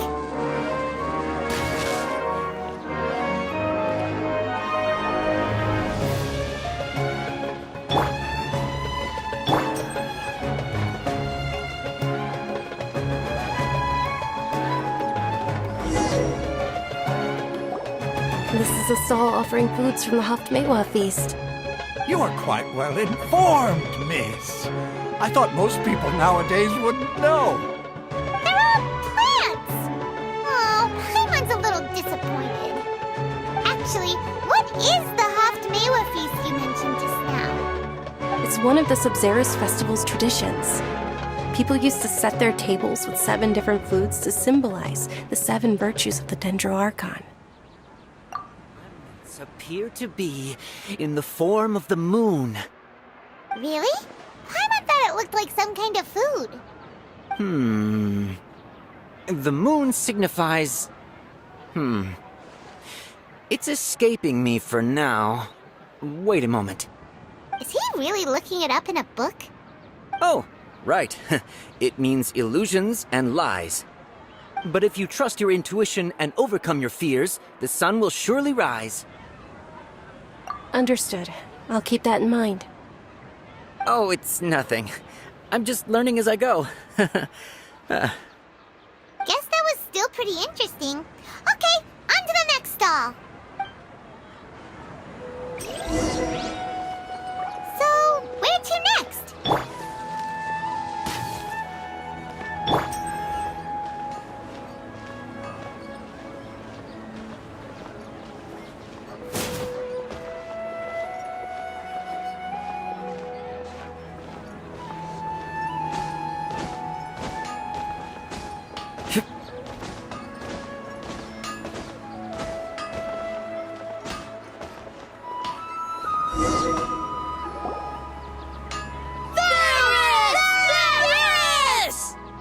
All right, soldiers. Now that you have your Yalda candies, don't forget your loyalty to Lesser Lord Kusanali.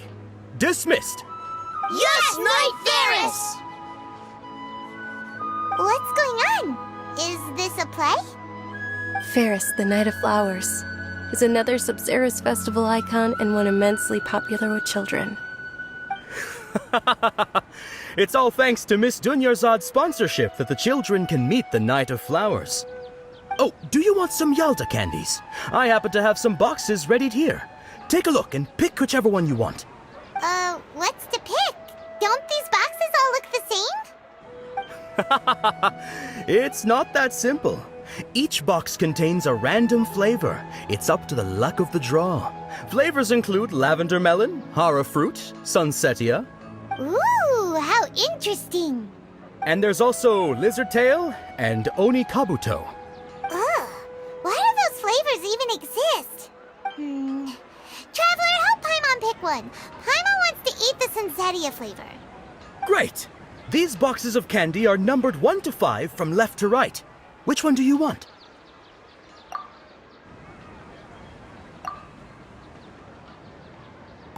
Ah, excellently chosen. Number 4 is indeed Sunsetia. Paimon bet you had incredible luck, and Paimon was right. Huh? Are you saying that you instinctively chose the right box? But now that you mention it, Paimon also had the feeling you'd choose the right one. Is that kinda like what you felt? Maybe we didn't sleep very well last night. Or maybe we slept too much. Oh, sure. Huh? Where are you going? You're just gonna walk off like that?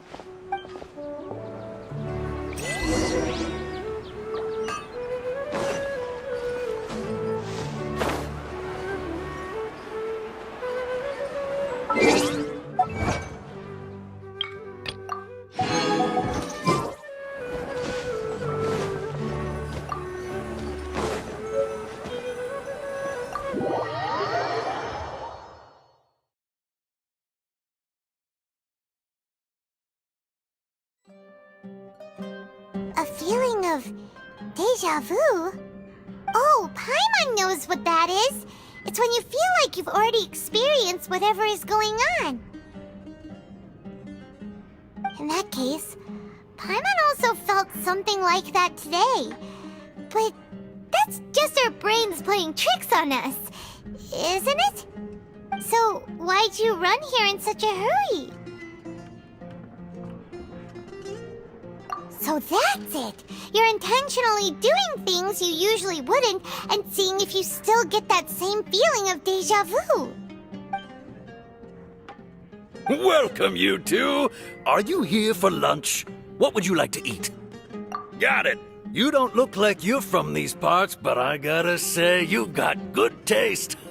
I'll give this order to the kitchen. Coconut charcoal cake? Isn't it that burned thing that didn't look tasty at all? Oh, Paimon understands what you're trying to do now. You'd never normally order something like this.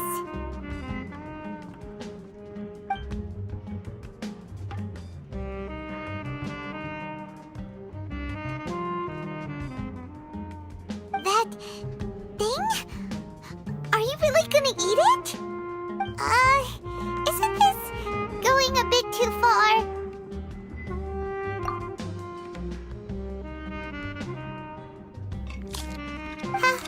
How was it? The look on your face is telling Paimon that it tasted awful. Then, you mean... That's impossible! We were just talking about how gross it looked! So, would this be a case of taste bud deja vu? Paimon also gets the impression that we've been here many times, even though we aren't regulars. How about we go out again and try something else?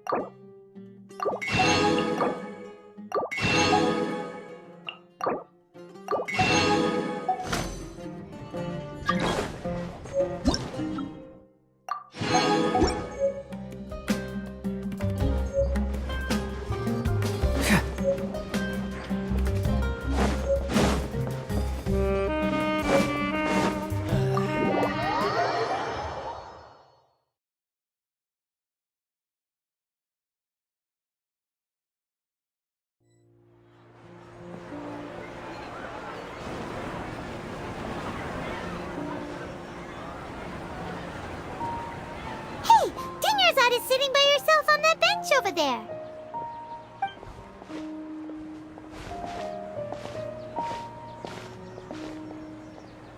What a coincidence, Dunyarzad.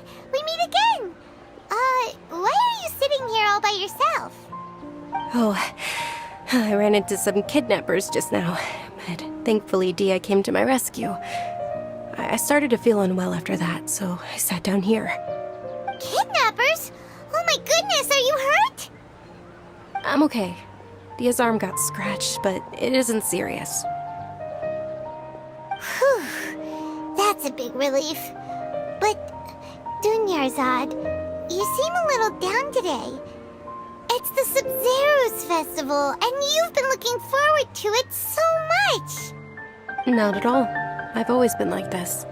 Excessive physical exertion or strong emotions tend to aggravate my illness. Besides, no matter how amazing today may be, it is but a single day. After however many more days, my time will come to an end. Paimon doesn't quite follow you, and Paimon feels like something's really got you down right now. It really is fine. I don't mind.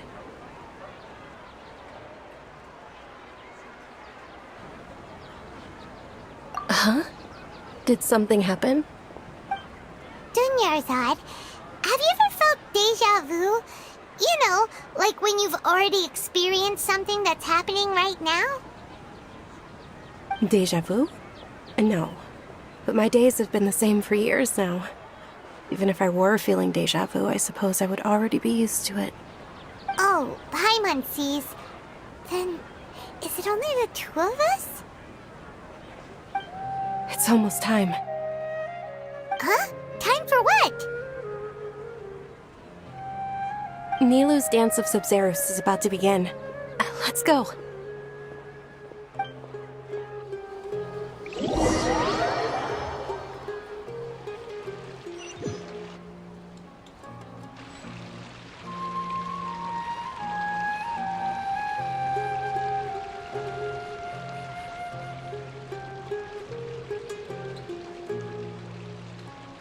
With your lack of intellectual credentials, I do not believe you are qualified to debate with me. What you should be doing is finding workers to tear down this ridiculous eyesore. When we return, have the scribe draft an ordinance before the next Nyagarbaha Day that prohibits public art performances. We will publicly announce it later through the Akasha. Understood. I will inform him when I return. The Sub-Zero's festival. Go celebrate the birth of that god to your heart's content.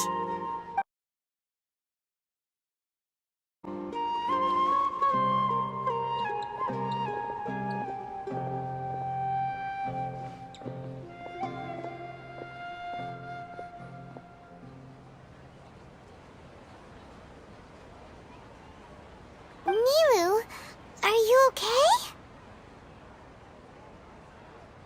Oh, Dunyarzad. The Grand Sage ordered us to stop the performance. It's okay. There's nothing we can do about it. But you've been really looking forward to this. I don't want you to have any regrets. It truly is unfortunate, but I don't want to cause trouble for anyone. Didn't the Grand Sage say that he might investigate the organizers? True, but... Well, okay. I'll just have to try again next year. The next festival. I probably won't be around by then. Wait, what did you just say? No, nothing. I'll be heading back to rest. Thank you for your help, everyone. Paimon can't believe what those heartless geezers did!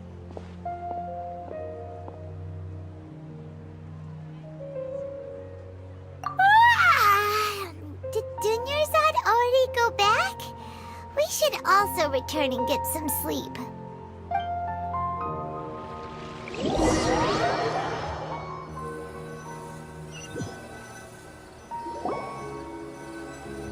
So, in the end, you still couldn't figure out what that deja vu feeling was all about?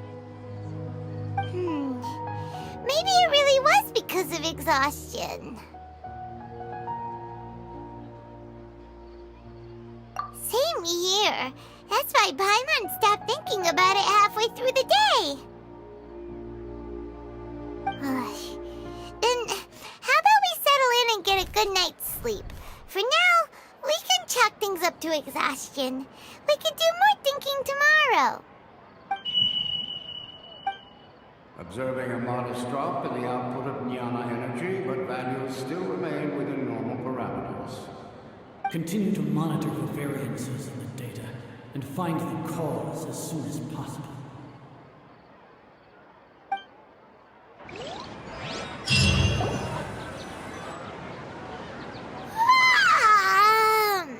Why does Paimon feel so tired after so much sleep?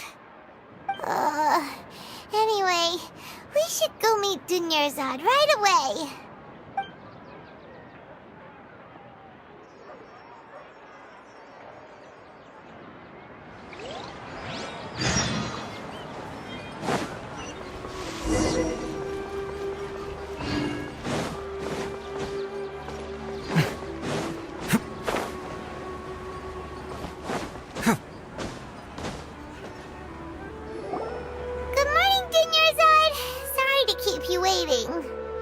Not at all.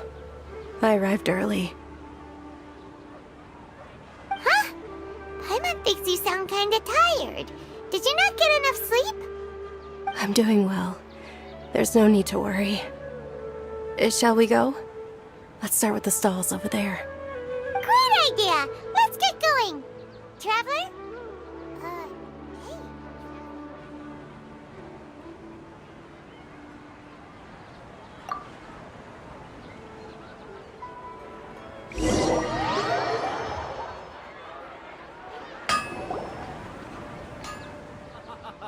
It's all thanks to Miss Dunyarzad's sponsorship that the children can enjoy the Sub-Zero's festival.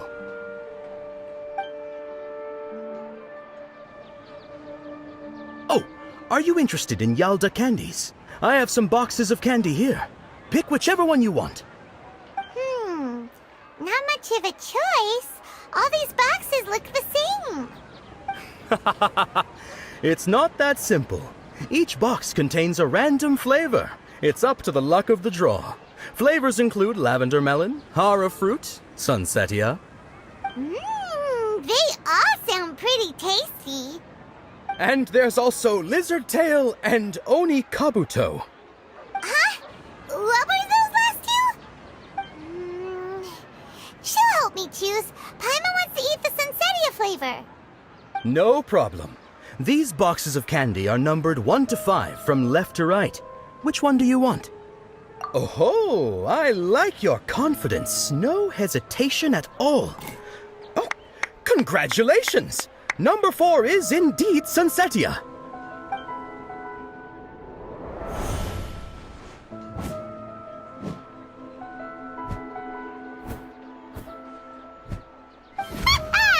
Paimon knew she always had incredible luck.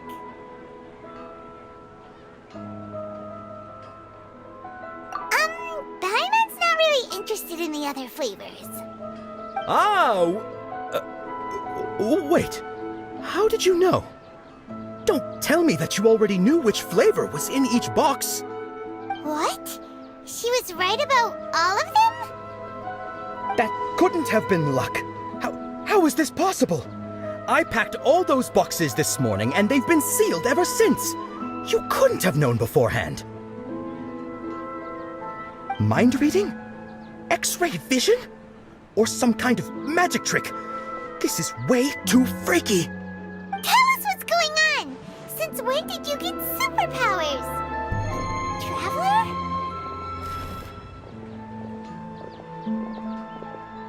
Hey, where are you going?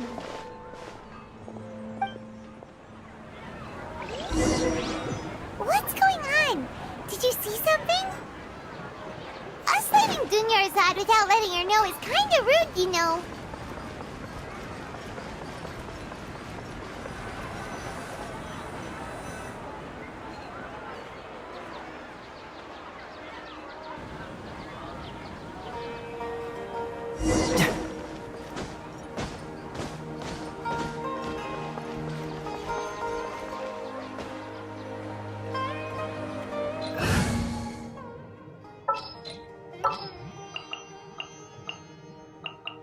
This world is full of...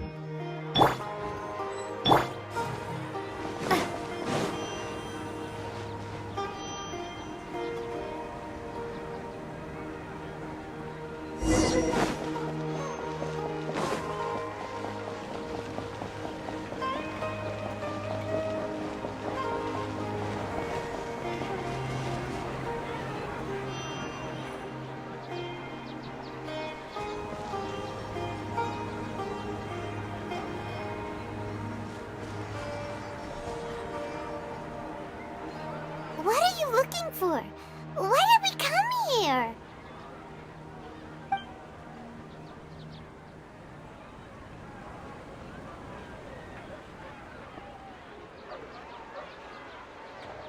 Traveler?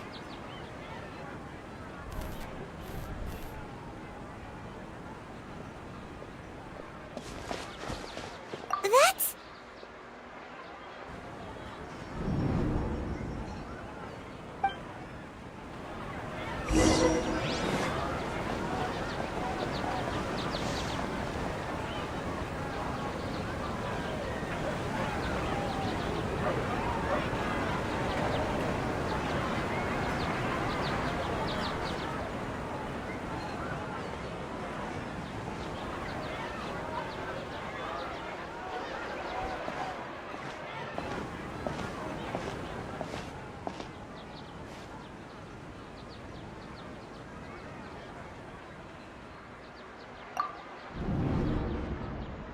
Look! That's... Isn't that Dunyarzad? What's happening here? Why are there two Dunyarzads?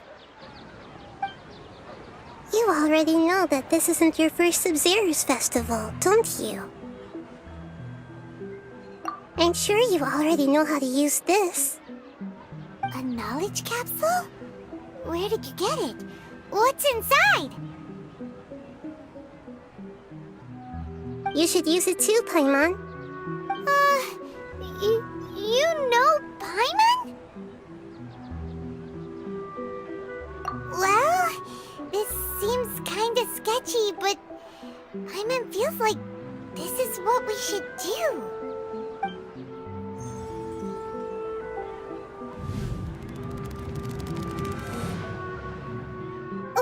What the? This is our 20th time at the Sub-Zero's festival? Huh? No. The 30th? 40th? Just how many times have we been to the Sub-Zero's festival? Have we been trapped in a single day? If it weren't for you, we wouldn't have even realized. What the heck was inside that knowledge capsule? Your memories are still scrambled? Try your best to remember. This isn't the first time we've met, and I answered that question a long time ago. Let Paimon think. Oh, it's coming back. Meeting you was the real catalyst for restoring our memories, and the knowledge capsule was just your means of showing our minds the way. What about everyone else?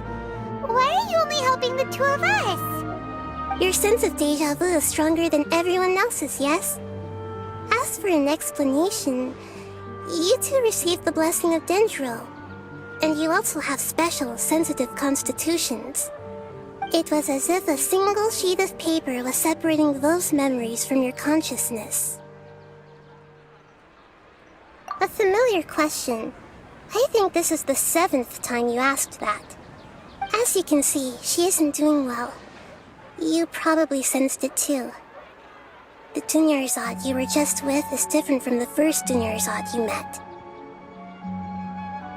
That first Dunyarzad is in front of you right now, and she doesn't have a lot of time left.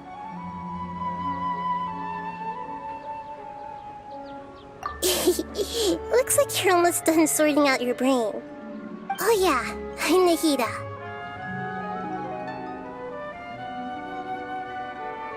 Good, you passed the test. What's happening? You can awaken our memories, and you seem like you know what's going on. Oh, wait, please don't tell Paimon even you don't know. Everything in this world runs in a loop. This cycle is called a samsara. You, me, and everyone else are all stuck inside a one-day samsara. As for the truth, that's on you to find out. If you were told the truth instead of discovering it yourselves, it would literally blow your minds. I don't know how you'd be after that. I can only give you surface-level help, like bits of information and subtle hints.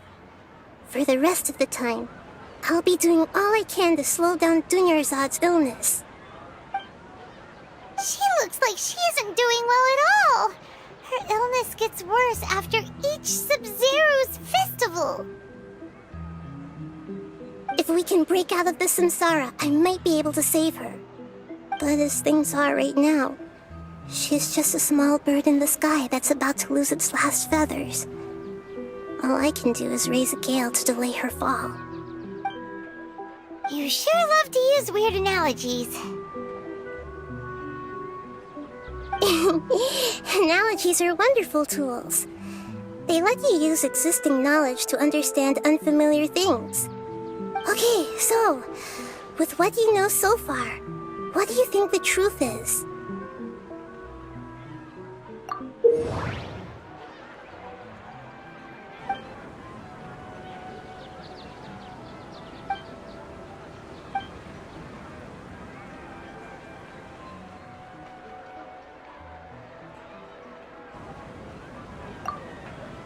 We've already experienced the Sub-Zero's festival many times.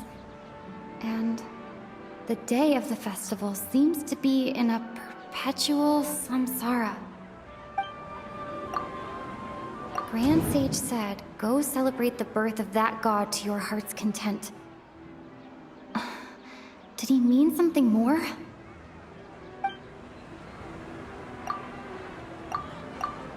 The moon, illusions, and lies. What do they all mean? What's happening right now seems to have happened before. This feeling has been getting stronger and stronger. My mind feels exhausted, even though I haven't done too much thinking. What is going on?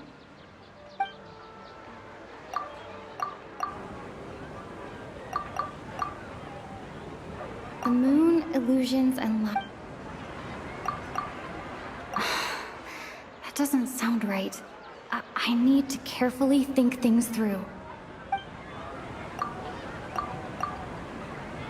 The Grand Sage said, go celebrate... That doesn't... That doesn't sound right.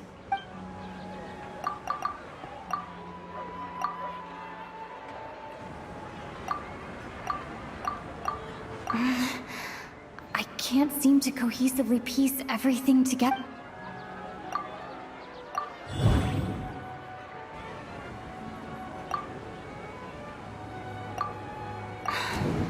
That should be it. The flow of time is endlessly cycling within one single day. A time loop. You've given similarly wrong answers in the past. A pity. Still the wrong answer? Paimon thought that made a lot of sense. It feels like time's just repeating itself. A simple time loop can't explain some of the phenomena. You two are still missing a lot of information. Unfortunately, I can't give you any more hints.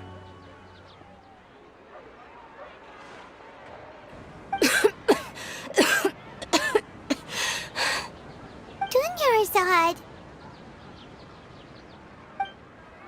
The Sub-Zero's festival is happening every day, but that doesn't mean we can waste an infinite amount of them. Hurry and find the truth before today's festival ends.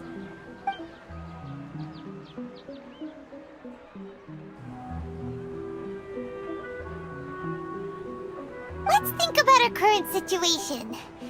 To save Dunyarzad, we have to escape the samsara of the Sub-Zero's festival. And to do that, we need to figure out what's happening. The truth. Nahida rejected the idea of a time loop, so we must have missed something, right? Paimon's memories say that we've already done this many times, but let's go talk to people again.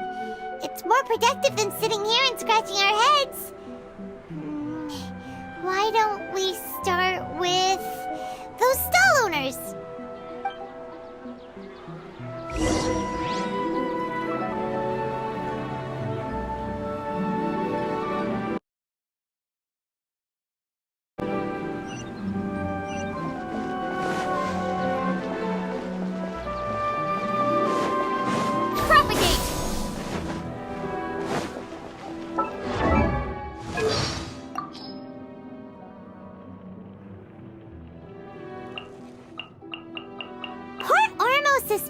the roof.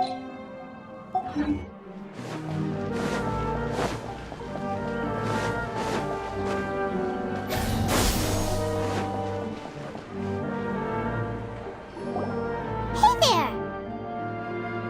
Hey, it's you guys again. Where's your cultured friend? She's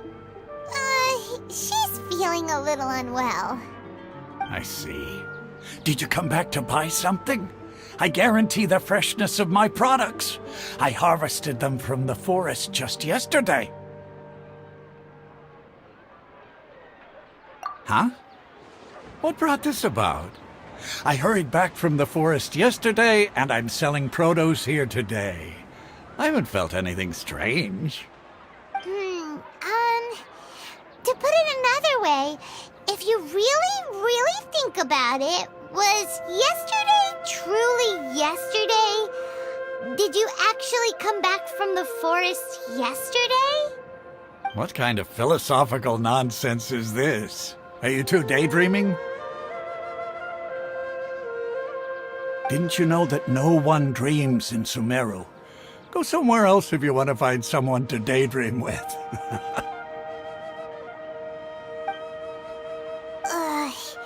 He actually has a point. Is this a dream? Is everyone dreaming?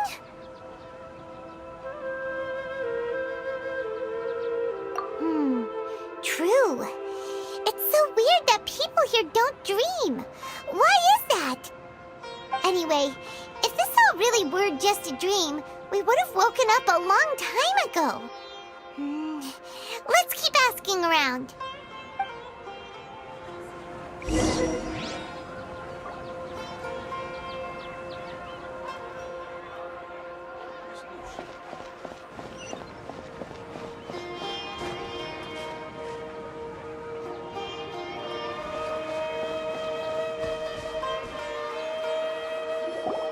Oh, it's you two. Was my divination so accurate that you felt compelled to compliment me in person?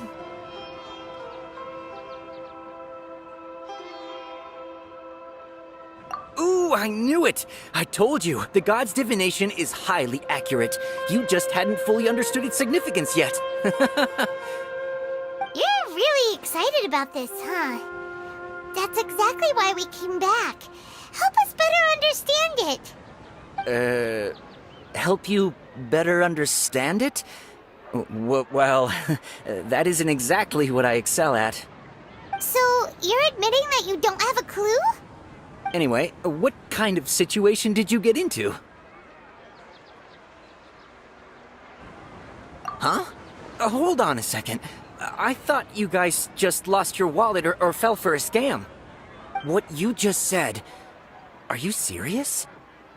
Does that kind of thing actually happen in real life? Paimon knew you weren't going to believe it. Marvelous. Truly marvelous. I believe you. Recall the interpretation of your divination, the moon, illusions, and lies. It really felt like an omen. When you say it like that, the divination does sound like it's related to what's going on. Can you read any more into it? I believe that the Archon's revelations are never more than vague hints. Anything more specific is beyond the reach of mere mortals. The book only says, if you trust your instincts and overcome your fears, the sun will surely rise. So that's how it is. Looks like fortune-telling is just fortune-telling. It's no good for practical problems. We haven't made any progress. Who else can we talk to? Paimon remembers that we tried talking to her a couple of times, but she always thinks we're playing pranks on her. You think she'll brush us off again?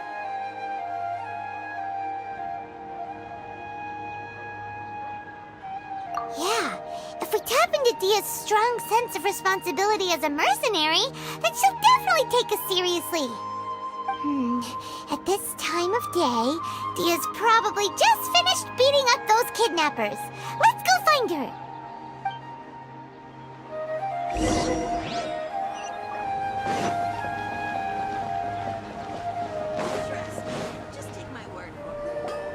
I'm fine, my lady. It's just a scratch. Perfect timing. Both of you are here. Paimon, Traveler, you came at just the right time. Listen, there was a dangerous Huh? You saw? Then why didn't you jump in earlier? If someone was protecting Miss Dunyarzad, I could have went all out. Anyway, can you do something for me? You want the Traveler to take Dunyarzad somewhere to rest up while you check to see if there's still any kidnappers around. Did Paimon get that right? How did you know what I was going to say? We need to say something convincing. People in Sumeru don't dream. What a strange phenomenon. Dia sold her greatsword to raise additional funds. And then she was injured because she wasn't used to her new weapon. The moon, illusions, and lies. What do they all mean? My mind feels exhausted, even though I haven't done too much thinking. What is going on? Dia sold her greatsword to raise additional funds. Tell her, Traveler!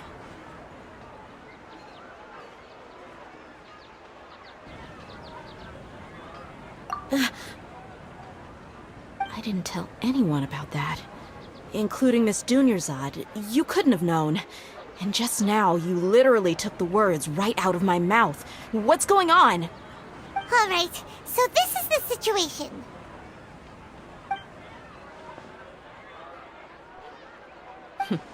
It's kinda hard to believe what you just told me. First, let me make something clear. Most of us desert dwellers might not be the scholarly type, but we do have basic common sense. She's quieter than usual. Uninterested in anything and really gloomy. Yeah, she isn't the same as before, but her parents said that this is how she was like at first. Huh? At first? I don't quite understand what you're all talking about. I'll go rest on the bench over there.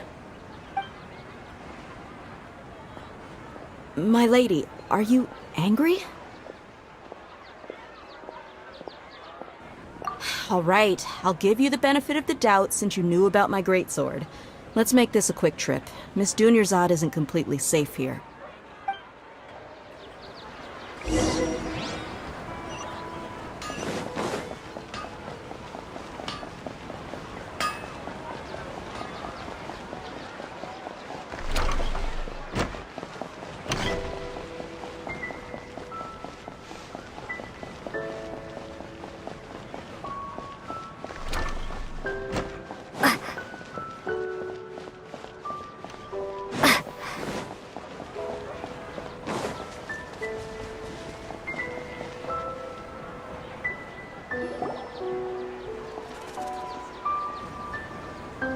Nahida!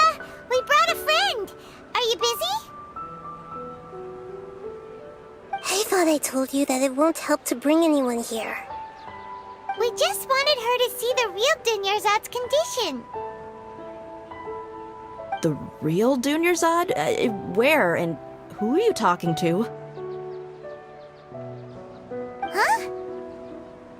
I told you that you two are special. Other people can't see me or Miss Dunyarzad here.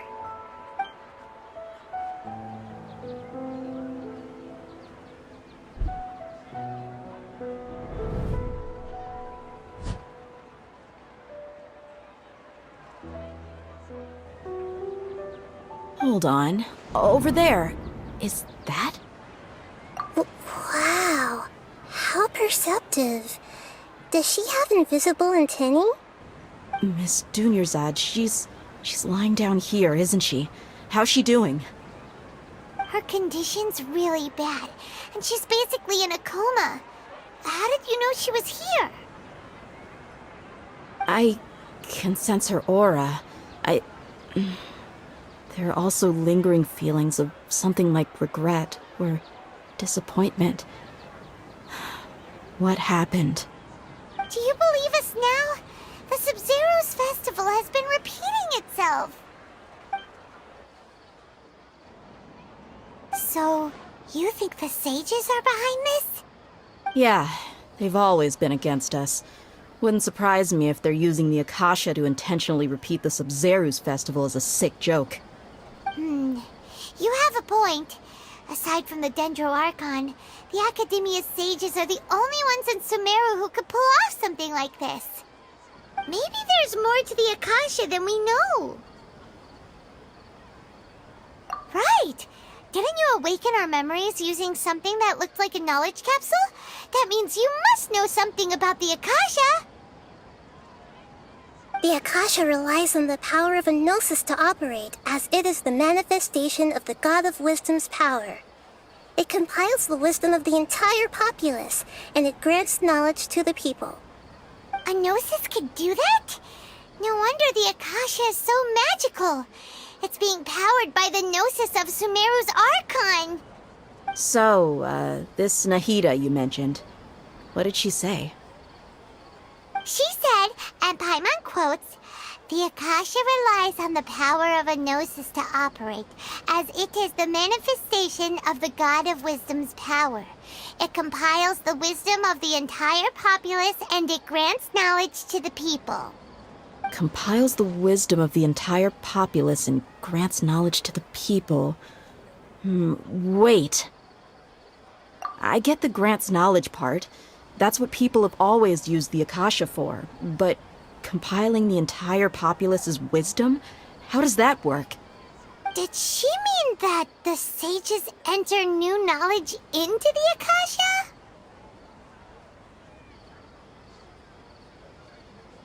Oh yeah, that sounds about right. What do you think?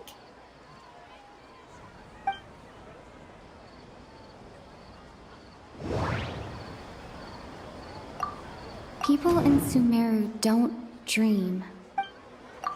Okay, Nahida said, the Akasha relies on the power of a gnosis to operate, as it is the manifestation of the God of Wisdom's power. It compiles the wisdom of the entire populace, and it grants knowledge to the people. My mind feels... What's happening right now seems to have happened before. That doesn't sound...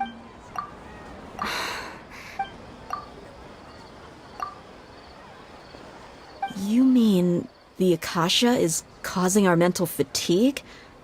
Huh. Now that I think about it, my head's been feeling unusually heavy. When the desert dwellers set off on their quest for knowledge, a sage once said, knowledge always comes at a price. Compiling the entire country's knowledge. You think the Akasha pulled a 180 and is extracting information from us? Who knows? The Akasha can put knowledge into our heads, so who's to say that it can't also poke around in there? We don't know any specifics. What's the point of doing something like that? Just think about it. If you could combine the knowledge of every single person in Sumeru, then you can basically turn Sumeru City into a single massive brain. This hive mind could make breakthroughs in problems that even the smartest geniuses can't crack. An excellent deduction. And the analogy comparing Sumeru City to a massive brain? I love it. In that case, we should take off our Akasha terminals right away. Maybe that'll solve this problem. Yeah, I was only wearing this for show in the first place. Didn't expect the sages to cook up such a conspiracy. Mark my words, when this is over, I'm getting evidence and exposing this whole thing to the public. How does everyone feel? Huh? What is it? Oh, that! Paimon knows what you're talking about. It's a single soft beep that sounds like it's coming from the Akasha terminal. The sound of a beep. Could it be a prompt tone for when the Akasha is operating? That's probably an important clue. We weren't using our terminals, but we heard a beep anyway.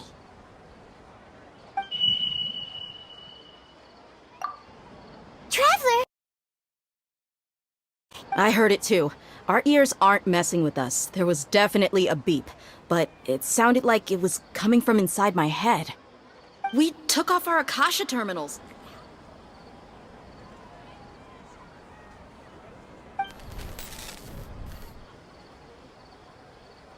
Phase runtime has exceeded its expected length. At this rate, there may be casualties. But we cannot lose all of our progress.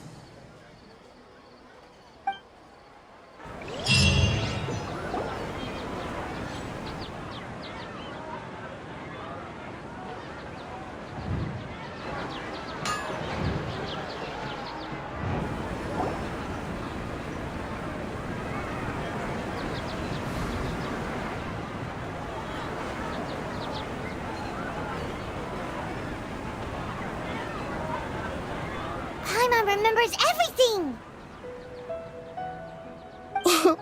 Good.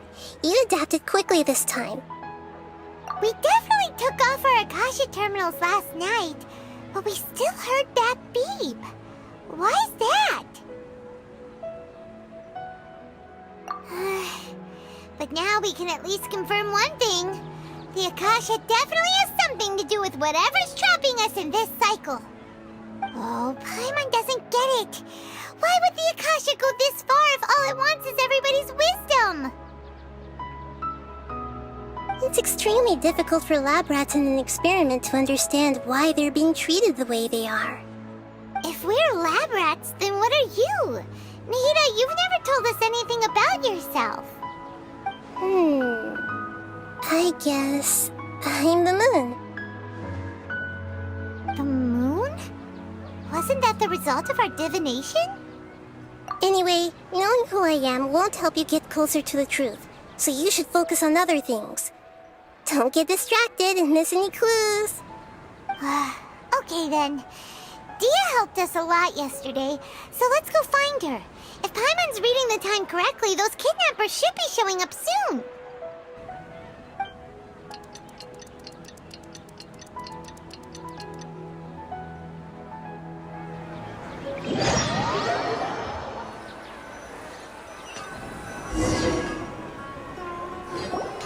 Ah, there you are. I've already taken care of those kidnappers. My lady, did you get hurt? Dia? What's wrong? Why are you both gawking at me like that? You didn't get hurt this time. Huh? What do you mean this time? Why are you so surprised that I managed to get out unscathed? Those kids were amateurs.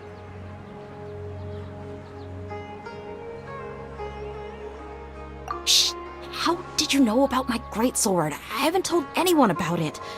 Please, don't tell Miss Dunyarzad. So Dia's lost her memories after all. Anything strange? You already know that I got a new greatsword. If I had to say something, it's weird how such a new weapon could feel so familiar. It's as if I've already used it to fight a countless number of battles. You're saying that although you don't remember using it, your body feels like it does? That's right. Both mercenaries and warriors heavily rely on muscle memory. Only knowing the theory of battle won't get you anywhere. Traveler, what do you think? Yeah, Paimon's feeling really hopeful. Oh, you're right! Earlier in the Samsara, something like this would have never happened!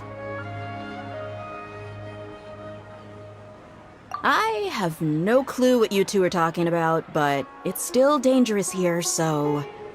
So you want us to take Dunyarzad somewhere else to rest while you check if there are still more kidnappers around, right?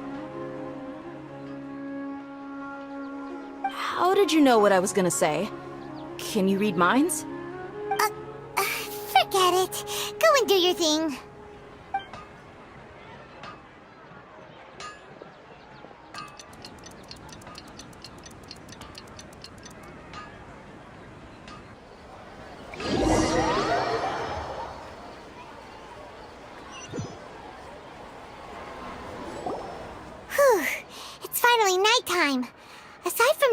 not getting injured, everything seems to have stayed the same. Listen, Nahida, we found out that Dia got out just fine today, even though she got injured every other time she fought the kidnappers. Do you think the Samsara has been broken? Have we saved Dunyarzad? Really? Good job on all that progress. Get some good sleep tonight. Hey, what kind of an answer is that? Tomorrow will come. Everyone assumes this is common knowledge, but the only way you can know that for sure is if you experience tomorrow. How many todays has it been? Is it possible that today will be followed by yesterday? Does tomorrow truly exist as anything beyond a made-up concept? It's even possible that this entire world is a lie, and the history of the whole world has just been one endless Sub-Zero's festival. Okay, no more. Paimon's brain is already shut down. That's why it makes no sense to waste your energy thinking about things you will learn tomorrow. Get some good rest. You know, use the bathroom and flush your anxiety dookie away. Huh? Hold on, what did you just say? Did Paimon hear you correctly? Huh? People always say they feel a sense of relief after they take a duk-duk. That's why I suggested you could try that. Is that so strange? It's so strange and so against common sense that Paimon's at a loss for words. You were sounding kind of smart just a minute ago. Yeah, even though it's happy and lively at the Sub-Zero's festival every day, it feels like it's been a long time since we've really gotten to relax. Let's go back to our room. Continue the harvest. Compared to what we stand to achieve, these sacrifices are trivial.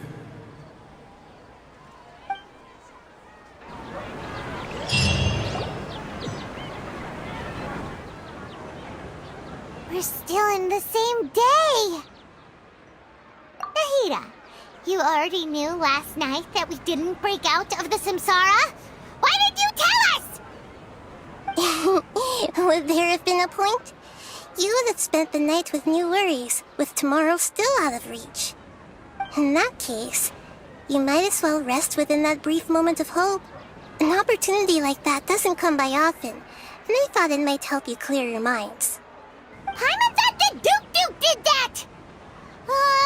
Whatever. Guess you were looking out for us after all. Of course. In the time we've been together, you two have been everything to me. Paimon's flattered and everything, but maybe you're taking things a little fast. What I mean is, even though I had asked you to solve this puzzle, you two are still the only ones who can see me and sense my presence. In other words, if you weren't here, I may as well not exist. That's why you two have been everything to me. Get it? Nahida's talking about confusing stuff again. Anyway, that's enough chit-chat. So, Traveler, did the new clues yesterday help you gain a new understanding of the situation? Huh? Why are you scrapping your previous theory?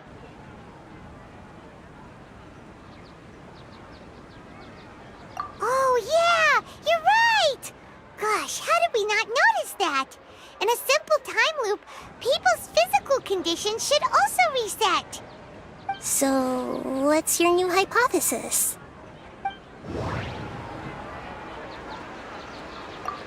The moon, illusions, and lie. Mercenaries rely heavily on muscle memory.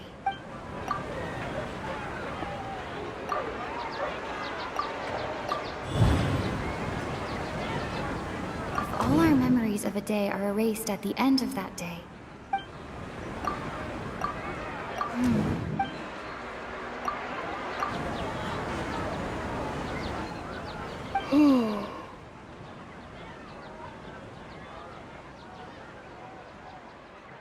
Oh!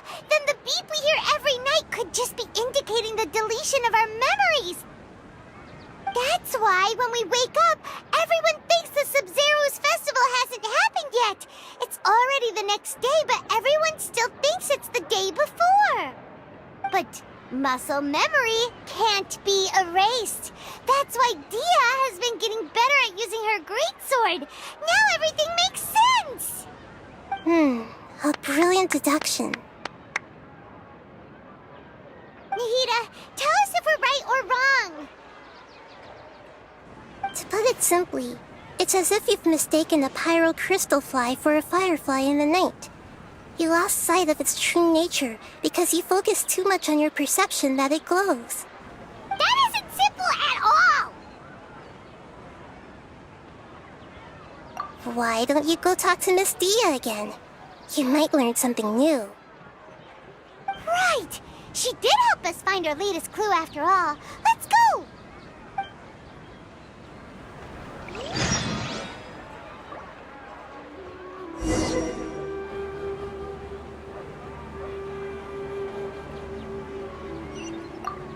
We don't have many more festivals to waste.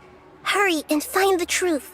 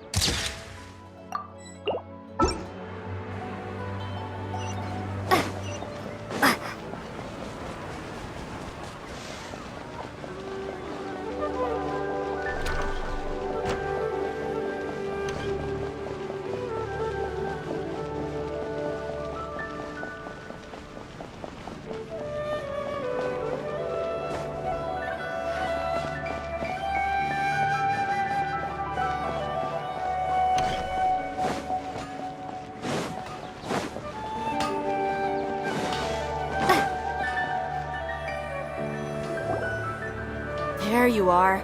Really took me a while to find you. As expected, Dia also didn't get hurt today. Get hurt? Why would I? Don't underestimate me. Well, you're still getting used to your new greatsword. Huh. Truth be told, I also think it's pretty strange. It just suddenly felt so familiar in my hands and... wait a second! How did you know I got a new greatsword to begin with? I didn't tell anyone about it. Traveler, could you explain the situation to her today? Paimon's gotten a little sick of doing it. Oh, that works!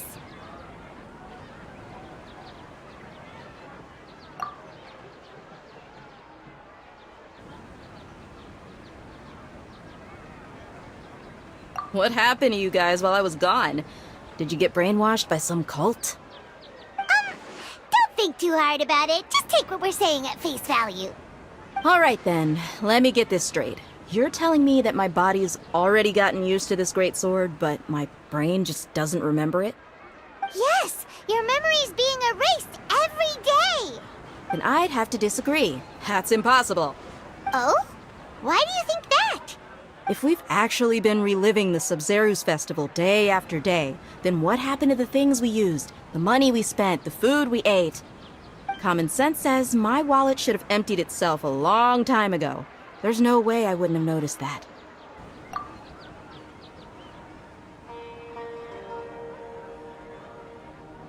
Right! They could use the Akasha to record what everyone did that day, and then use the city's resources to replenish everything! It's not very likely, but it's also not impossible.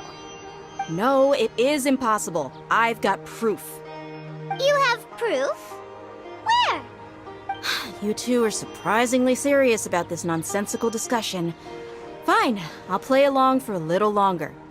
Come with me, Miss Dunyarzad. Please come along as well. I still can't guarantee that this area is safe.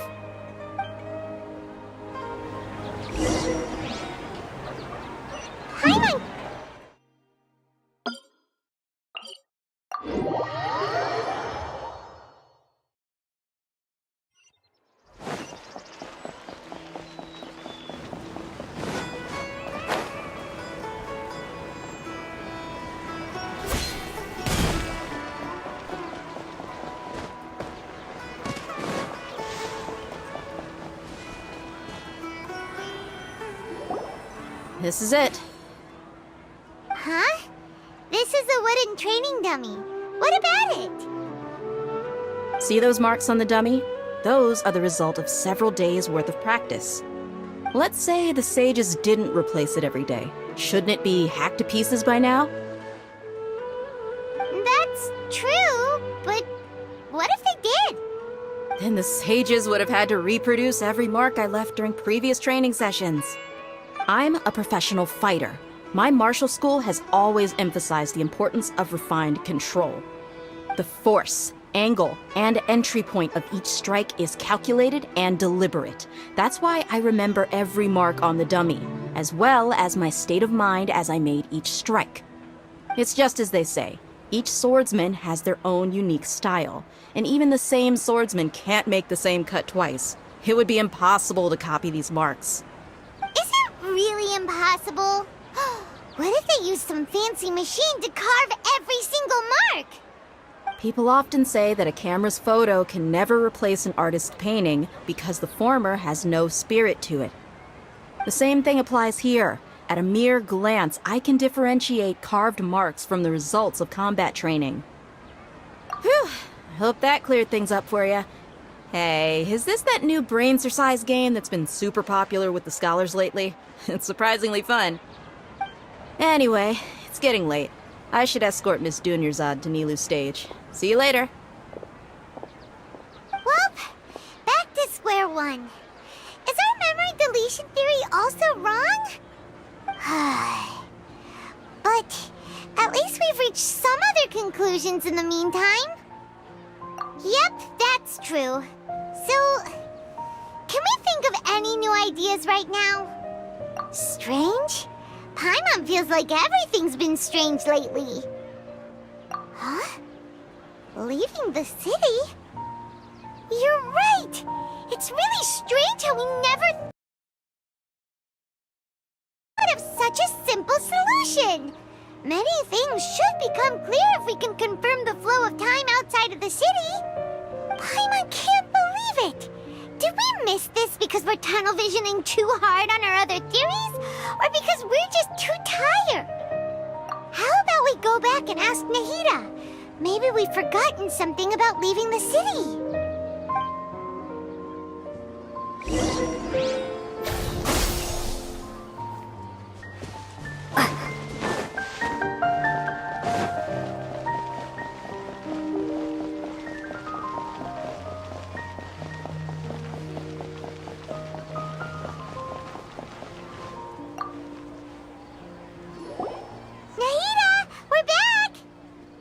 Early today. Did you find something new? Sort of. We're mostly sure now that we're not in a time loop. And we also aren't in the real world. But at the same time, we have a new question.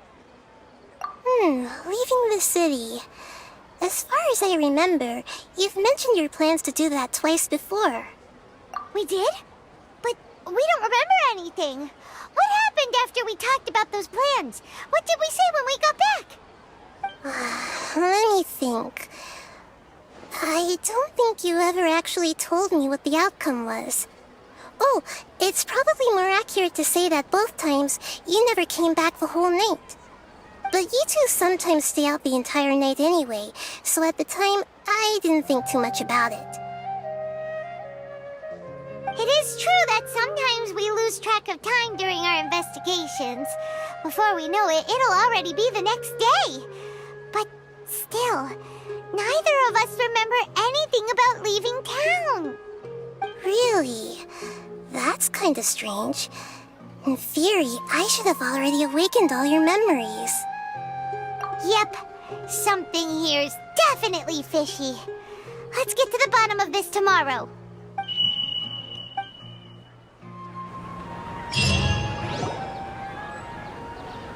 Our memories are back! About that... Well, where should Paimon begin? Traveler, aside from your memories that were just restored, I have another message for you.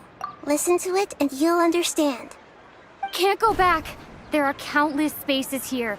our Sub-Zero's festival in Sumeru City is just one of them.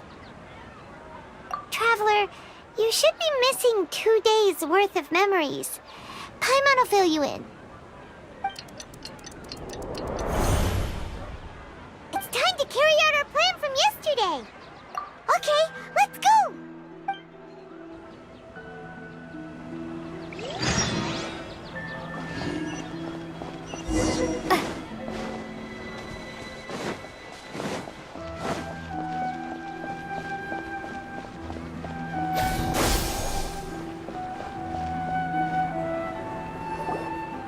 Why can't we leave the city? What is the Academia up to now? Don't ask me. It's not like I can tell you anything. This is a direct order from the Grand Sage.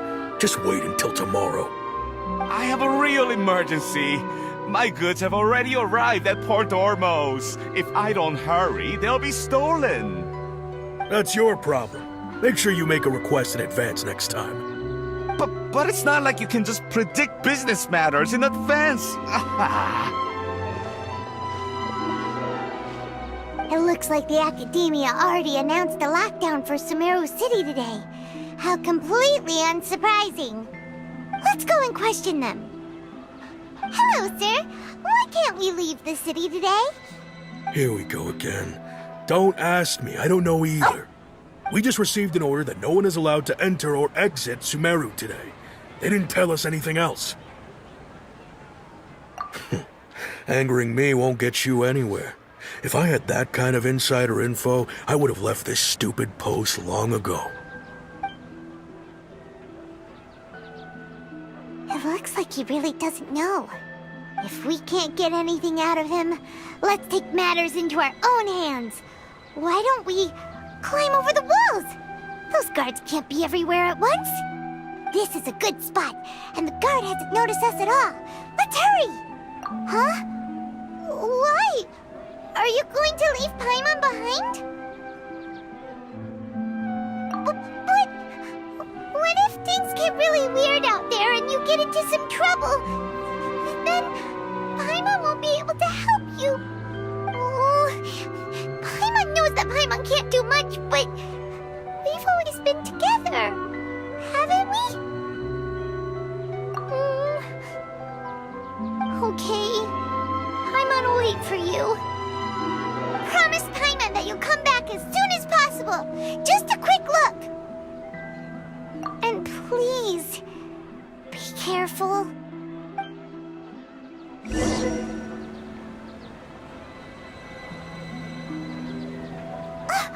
Memories!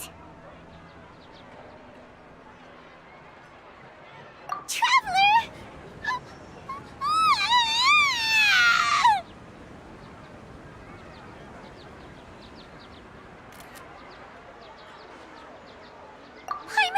Paimon would never see you again! You just disappeared! Paimon waited for you for hours and hours at the city wall and you never came back! You promised Paimon that you were only taking a quick look! Paimon, calm down. She's here now. I don't think she understood what you were saying.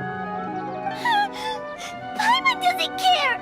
Paimon wanted to go look for you, but you also said that Paimon should stay! Paimon was so worried and so scared the entire day!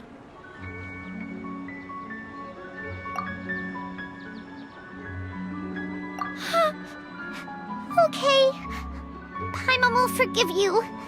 The most important thing is that you didn't actually disappear. Oh, Paimon was so scared that you had gone into another world! Okay. Paimon, can you tell us your perspective of what really happened yesterday?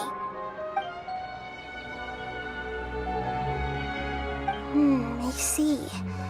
Using two people's different perspectives. After that, you left the city. Paimon kept her eyes on you the whole time, but then you disappeared in an instant.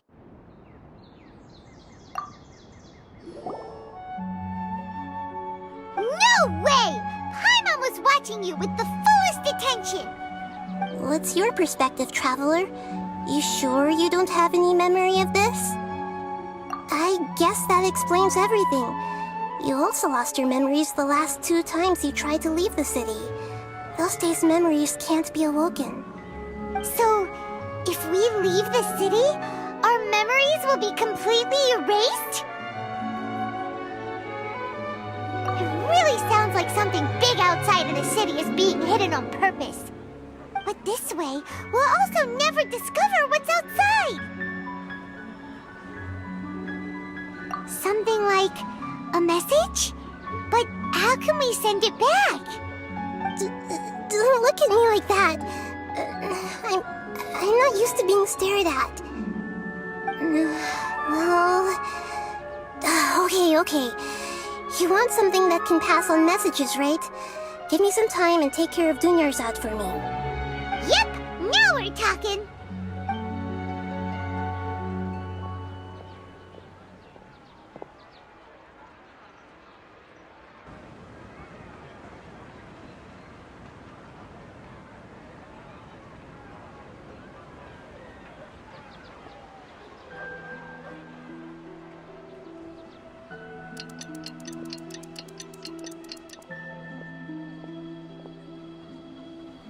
I'm done. Here you go. What? Isn't this just an Akasha terminal? You made some little changes. Akasha terminals are already capable of sending messages. I just tweaked it so that it can connect to any node. To make something like this? Nahida, you really know the Akasha like the back of your hand.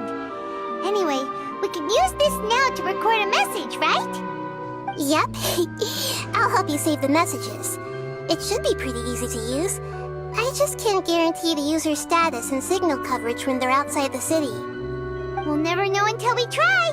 At least we're taking the initiative now. Let's go then. Let's expose those sages! Alright. Paimon isn't as worried about being separated since it happened once yesterday.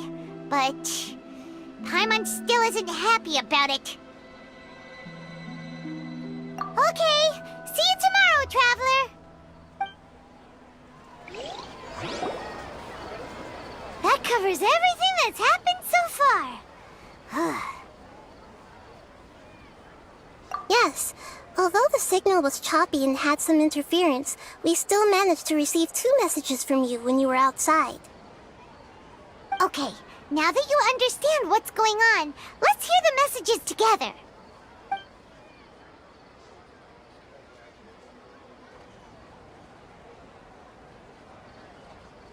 Can't go back. There are countless spaces here. Our Sub-Zero's festival in Sumeru City is just one of them. I've entered another space. Before me are flowing sandstone and howling fish. Impossible and surreal sights. All these spaces are empty, except for the occasional ones that contain mute puppets rather than people. I can't sense any human presence.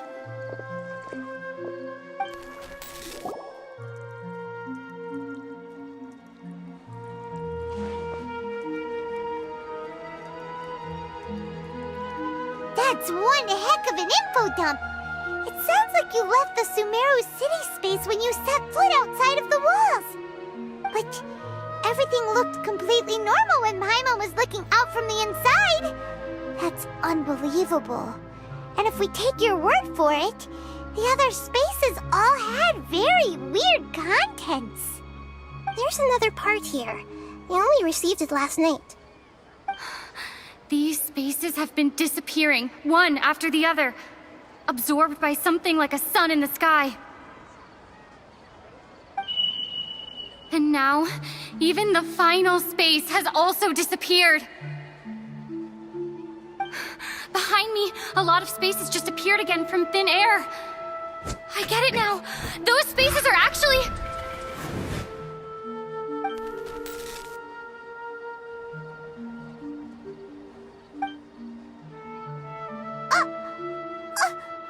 Why did the message end right there? What did the Traveler want to say? What are those spaces? Probably because yesterday just happened to end at that moment. Oh, right. Paimon did hear a beep from the Akasha. Did it come from here or from the message? The message. It should have come from the Traveler's Akasha terminal. After the beep, Traveler said even the final spaces also disappeared.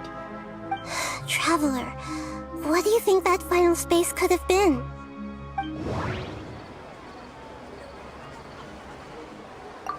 All the bizarre spaces I saw outside the city had one thing in common. A lack of human presence. Was that space actually the real world? But wouldn't a real space just random... My impression is that each day in this samsara only ends at the sound of that beep from the Akasha. Oh, so that's what it is! After the sound of the beep, the final space, the Sub-Zero's festival, also disappears, and we're taken to the next day! Later on, Traveler also mentioned a bunch of new spaces materializing behind them.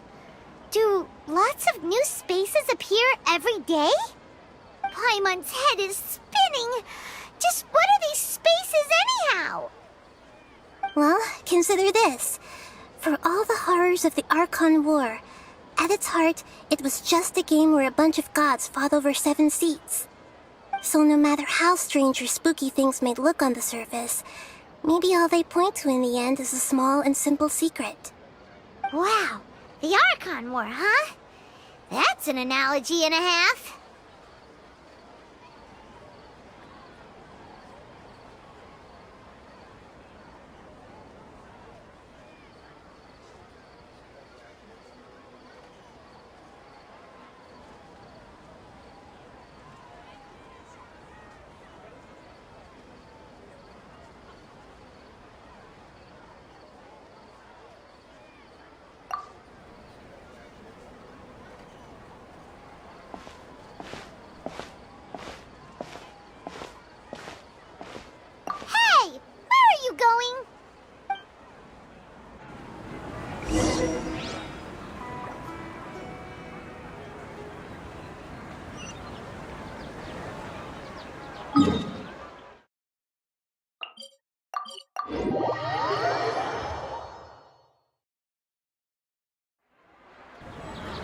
Do you want some alone time to think? Alright then, Paimon won't disturb you.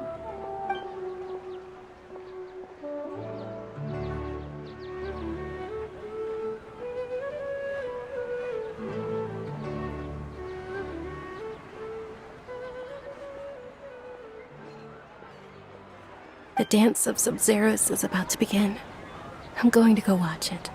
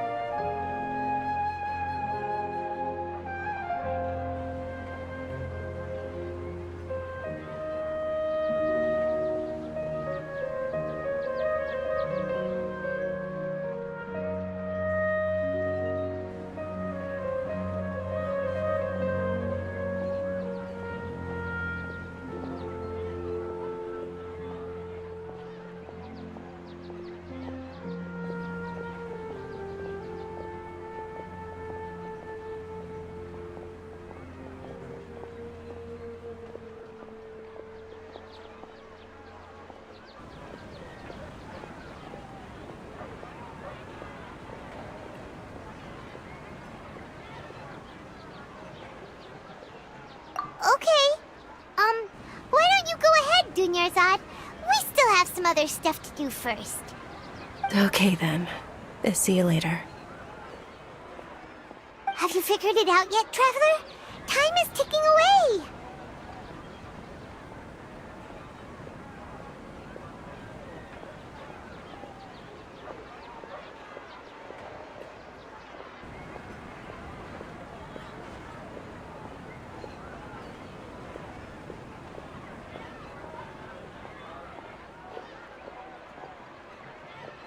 Awesome! What is it? Paimon wants to know! Oh, wait, no. Let's meet up with Nahida first. You can tell us both together. This time, we're gonna get to the truth.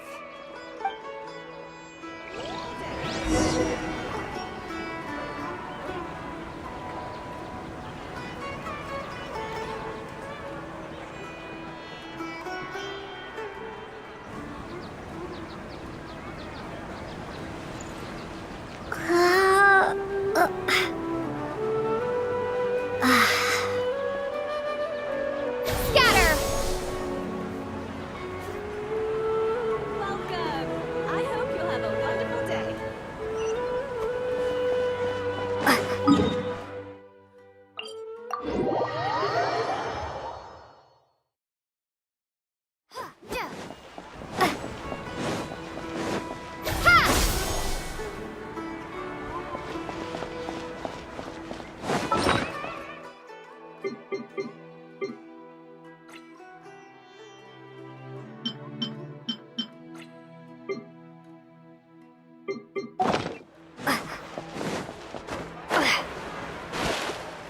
Scatter!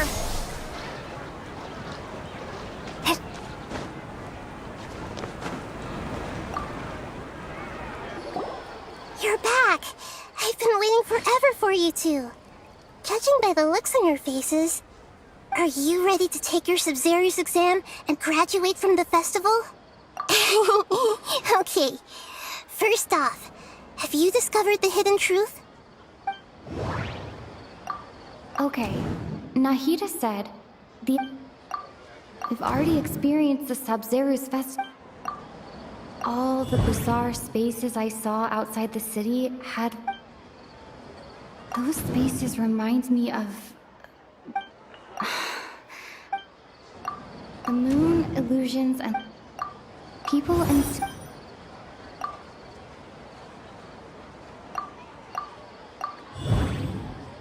We are all in a dream. It isn't that the people of Sumeru... The moon, illusions, and...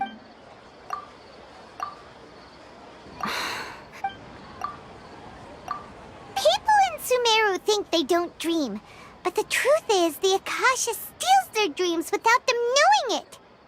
And those spaces with no human presence are stolen dreams without their host.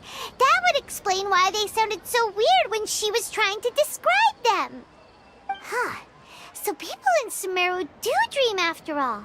In fact, we're all in one big dream together right now. Correct answer. Now, how did you conclude that the Akasha is capable of this? The Akasha relies on the power of a gnosis to operate. It is the manifestation of the God of Wisdom's power. It compiles the wisdom of the entire populace, and it grants knowledge to the people.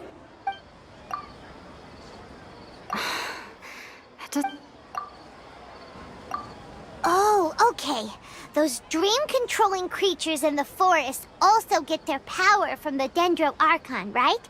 That would explain why the Akasha has the ability to control people's dreams, too. But is stealing everyone's dreams really how the Akasha compiles their wisdom? Isn't there anything more to it than that? Dreams are fantastical, complex, and full of imagination. People's brains are the most active when they're dreaming. In other words, dreams are rich bundles of human wisdom. So in other words, the complete opposite of how Hypatia understood it. Paimon remembers her saying that the sages think dreams are foolish delusions, and the fact that no one dreams is a blessing from Greater Lord Rukkhadevata.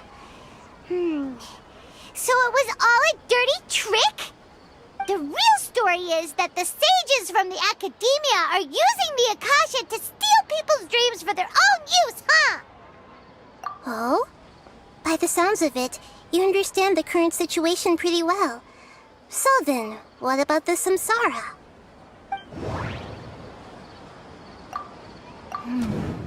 The beep is a prompt tone for Akasha operations. We still hear it every night, even though we removed our Akasha terminals.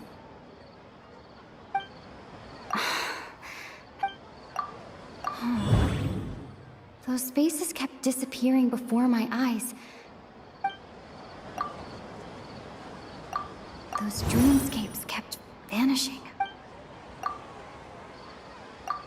I can't seem to cohesively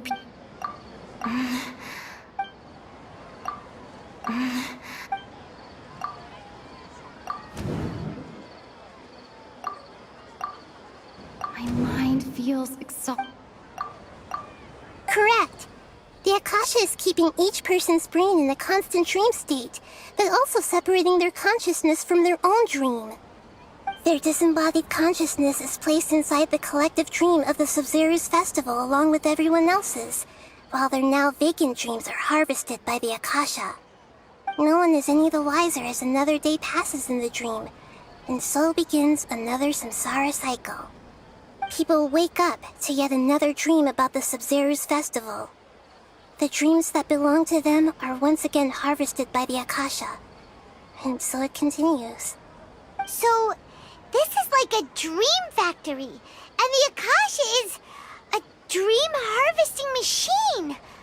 Did Paimon get that analogy right? Very good, Paimon. Using analogies well is an excellent habit to get into. Okay, so that beep we keep hearing is actually from our real-life Akasha terminals. Taking off our terminals in this dream doesn't do anything. Alright, last question. Who am I?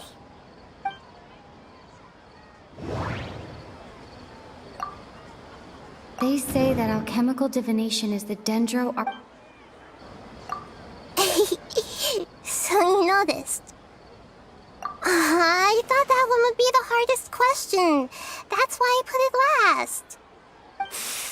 That wasn't hard at all. Even Paimon guessed that. Everything about you is different. We just didn't want to expose you is all. Now that you mention it, Nahida, you've been hinting to us since the very beginning. It's funny, thinking back to when we were asking all over the place for info about Lesser Lord Kusanali. Paimon didn't expect to meet you like this. Yes, those can wait until we're back in real life. On the other hand, I'd be happy to answer any more questions you have about here and now.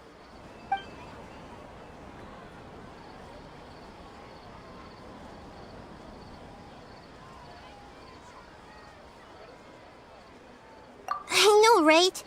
Why did they have to base this dream on my birthday? Could it really just be a coincidence? Even you don't know the reason? Wow, now that's strange. The Academia sages are determined to harvest lots of dreams in a short time, no matter the cost. They have to be up to no good. Unfortunately, I don't know anything about it. Traveler, do you have any information? Those spaces remind me... Okay, Nahid... Grand Sage said... Celebrate the birth of that god? Could it mean...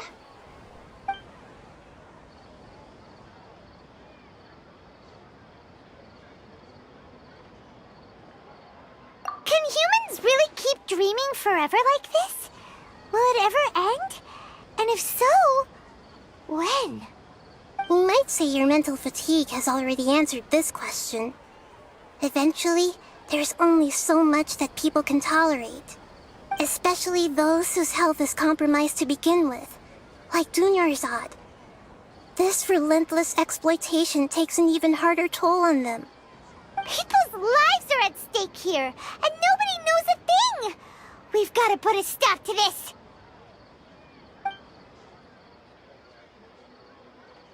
You asked me this question before. My answer was, it would literally blow your minds. Now that you know this is all a dream, this answer should hopefully make more sense.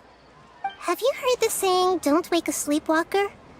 Likewise, if someone suddenly had told you all this instead of you learning it on your own, your notion of reality and dream would be thrown into irreversible confusion. I couldn't expose you to that kind of risk. That's why I could only give you very subtle hints and some suggestions. Long story short, I'm really sorry I had to keep you guessing. Deceiving the people of Sumeru with no regard for their safety. No matter what they're trying to do, this is unforgivable. After we end the Sub-Zero's festival, Samsara, we have to look into them. How can the sages of the Academia do this behind their Archon's back? This is ridiculous! In the end, I'm just the moon. The real sun is long gone. A sun and a moon? Nahida's talking in riddles again. Oh, we're out of time today! I'll tell you how to break free of the samsara tomorrow. See you then.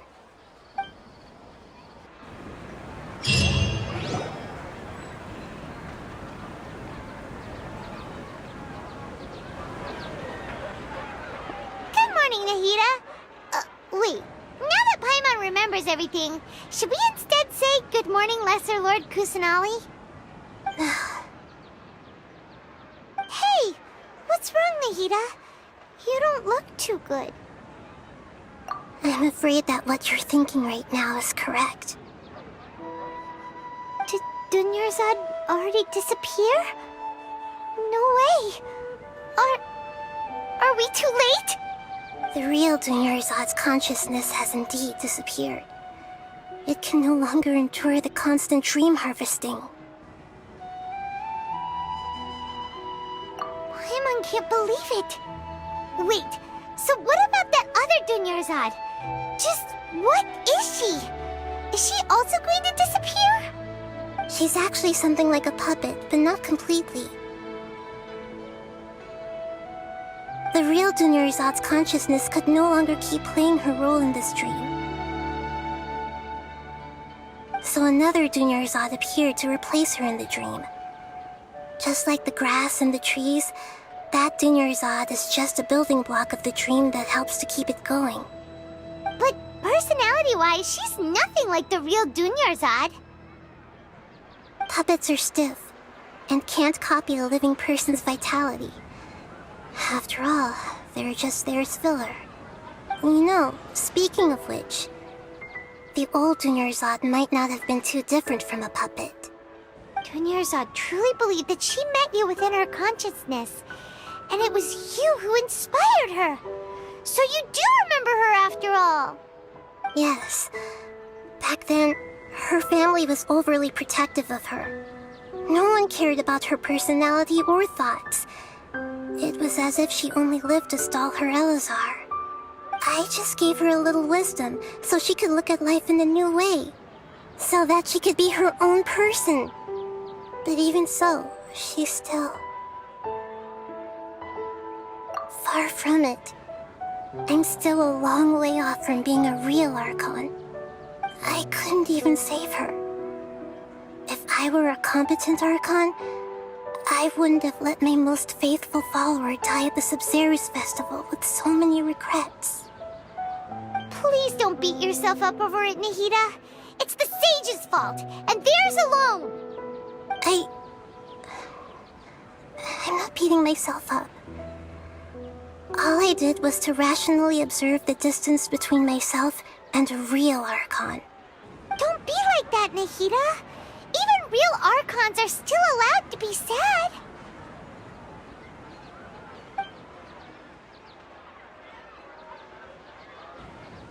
To prevent more tragedies like this, we must end the samsara as soon as possible. Great, but how do we do that? Although the Sub-Zero's festival dream is under the Akasha's control, only humans can dream. Even the Akasha is unable to create them. That means this dream belongs to a host who created it.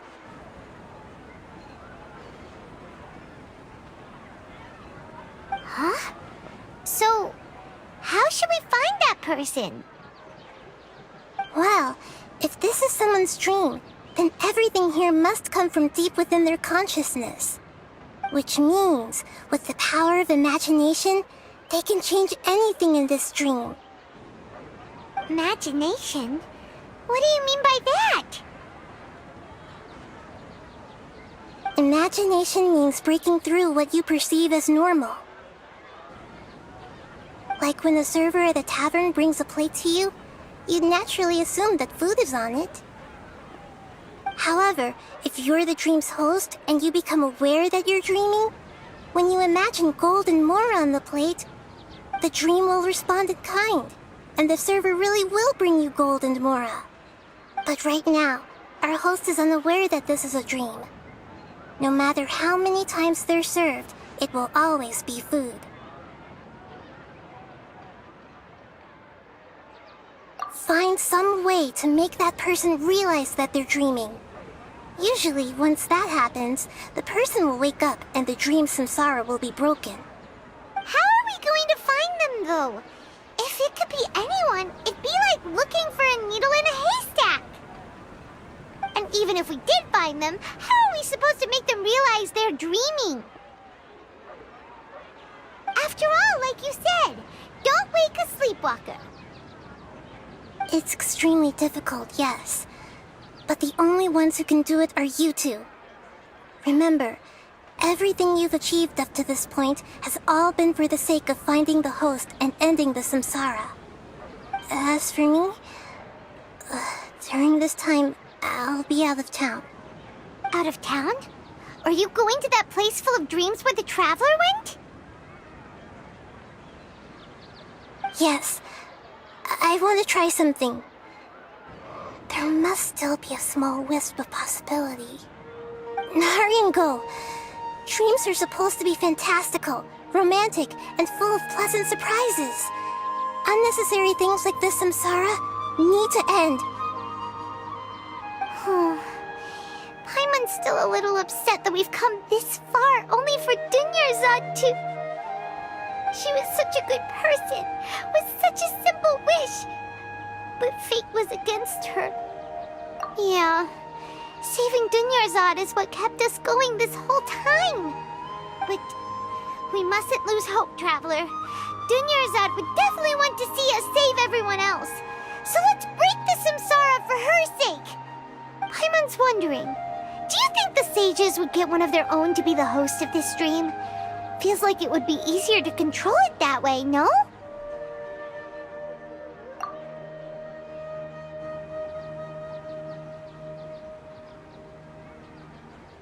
Huh. That's true.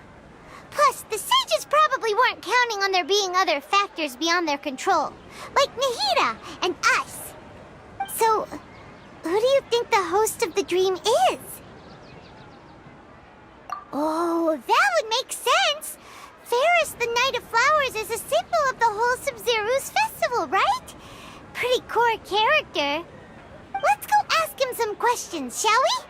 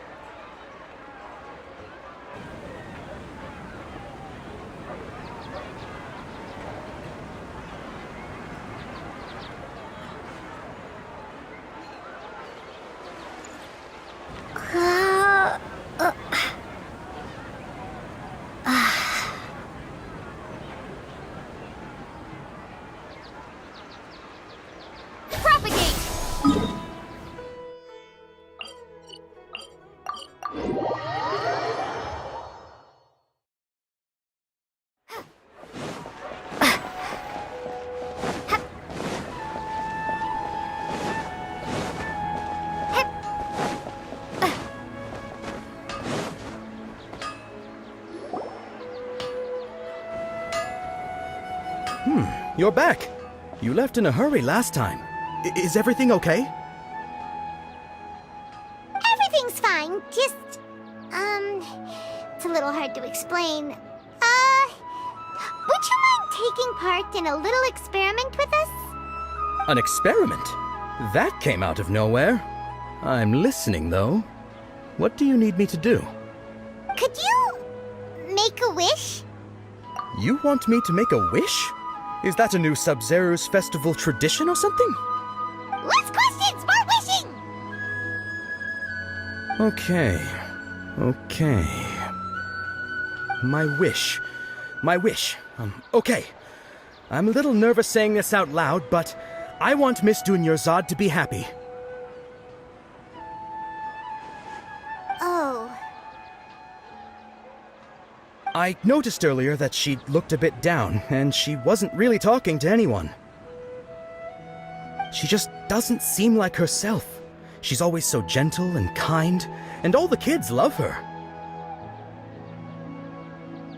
I've also wondered if the reason she asked me to be Fairest Knight of Flowers is because I'm special to her, or something. So, you have a crush on Dunyarzad? Oh, is it that obvious? After what I just said, I guess it is.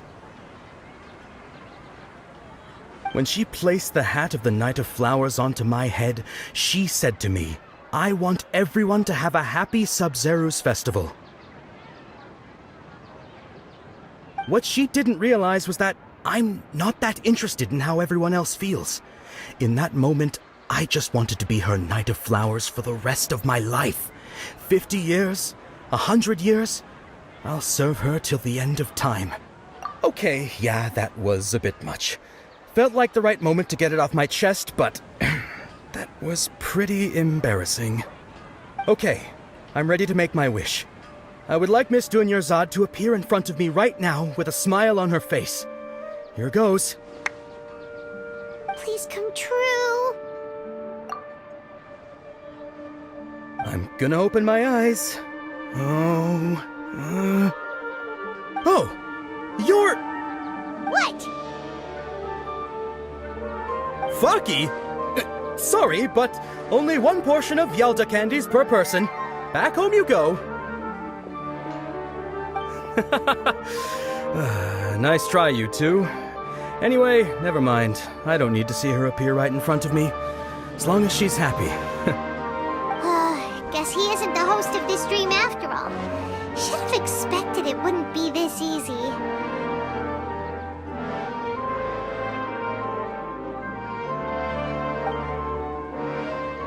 It seems like everyone who knows Dunyarzad loves her. But none of them has any idea that she... My lady, step back. That sounds like Dia! Oh, right. This is when Dunyarzad bumps into the kidnappers. Huh? But Dia can handle them! Hey, Traveler!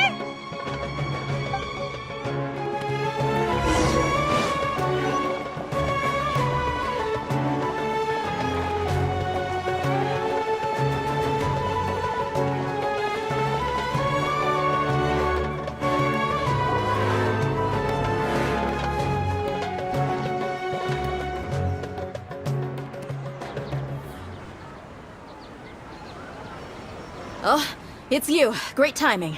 Please take... Hey, this is my job. The homie Yannis pay me, not you. You... fine, alright. Knock yourself out. Why are you so worked up anyway? It's not like I don't trust your fighting skills. Anyway, watch yourself.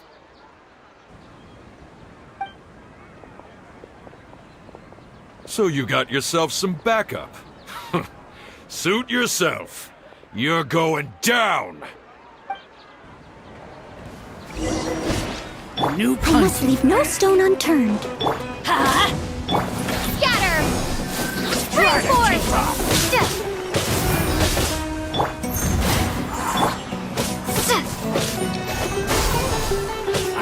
Come on, you coward! Where do you think you're going? Let's light it up! I'll be back.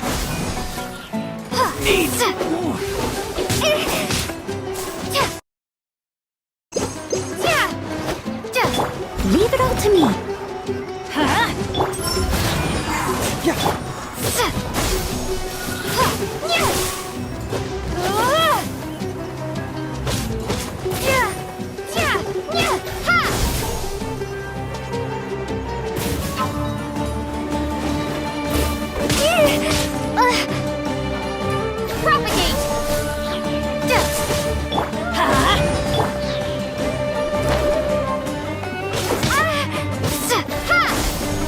I must leave no.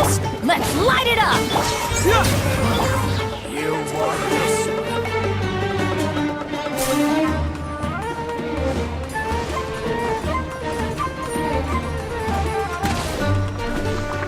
Propagate!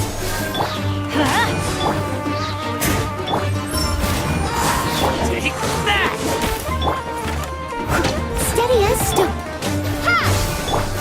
Let's light it up!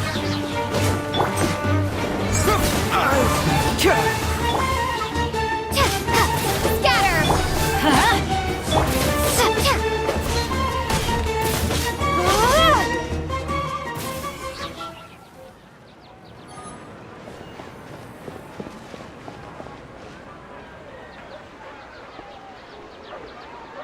Traveler, were you just taking your anger out on those guys? You in the heat of both. Dunyarzad wouldn't want to see you two like this. Oh, and speaking of her, Paimon just remembered something.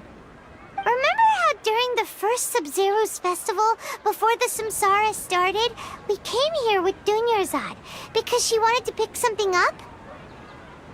She said it was because she had forgotten something. Okay, so Paimon's memory is working so far. Anyway, Paimon also remembers that she is staying somewhere around here. She pointed it out to us the night before the Sub-Zero's festival.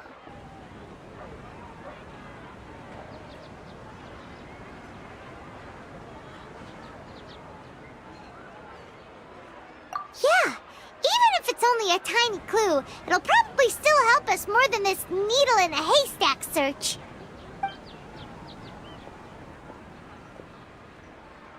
This is the place! It's rude to enter other people's spaces without permission, but desperate times call for desperate measures! Hey! The windows are unlocked! Okay, Paimon's gonna take a peek inside.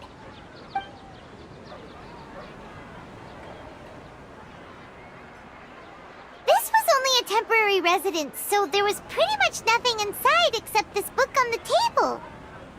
Should we open it?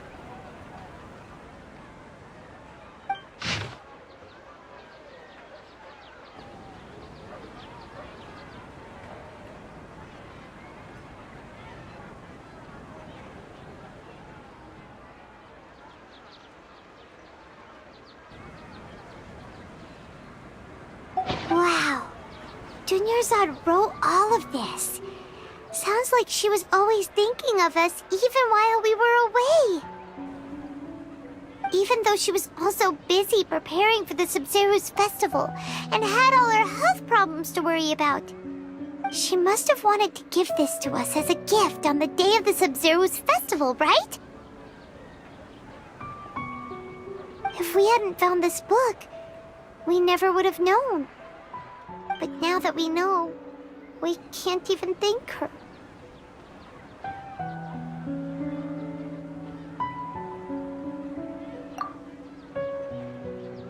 Hey! Where are you off to now?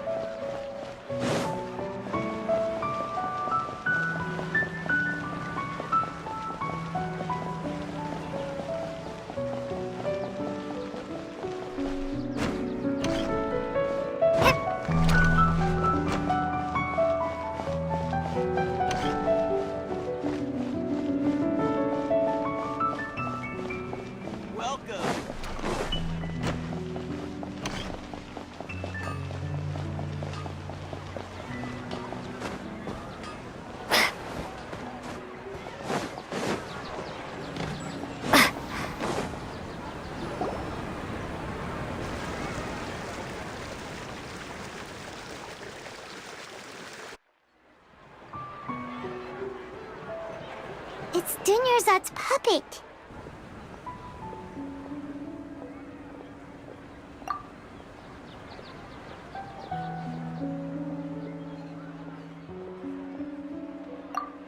Traveler? You must be exhausted. Come to think of it, we've been stuck in this place for a really, really long time. Heck, even the last time we were chatting happily with Dunyarzad feels like an eternity ago.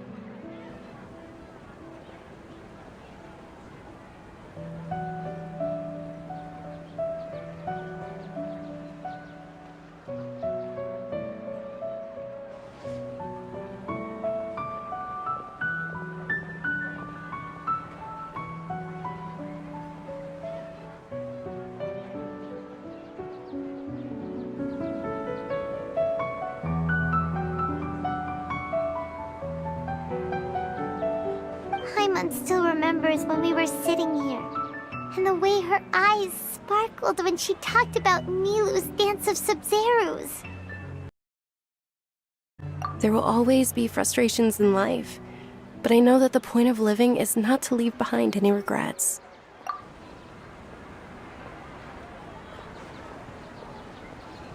That was what the real Dunyarzad said, wasn't it? Does that mean... Yes, Traveler. What is it?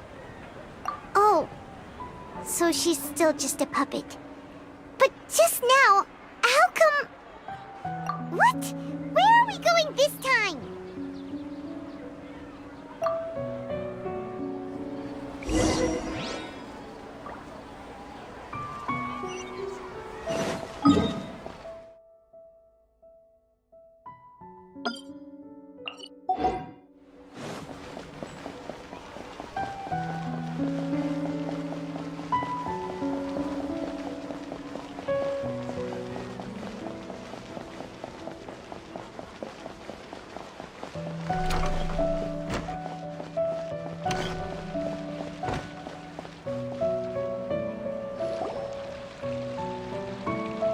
If you continue to resist, we will have to order an investigation into every single event organizer.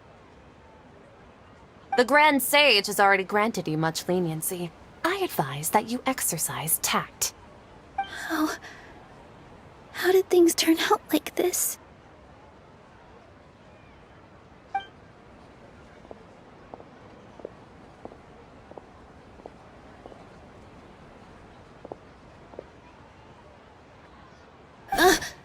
Traveler?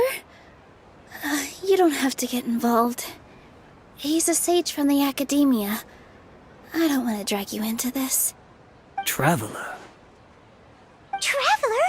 What the heck are you doing? If you get arrested by the Academia, that's another day gone to waste!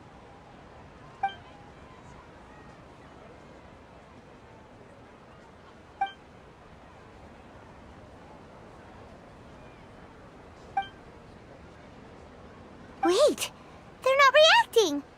Have they been scared stiff? Oh, of course! If this is the Sage's plan, they wouldn't put themselves through this. So they're just substitutes. What is this? What happened to the Grand Sage and his entourage?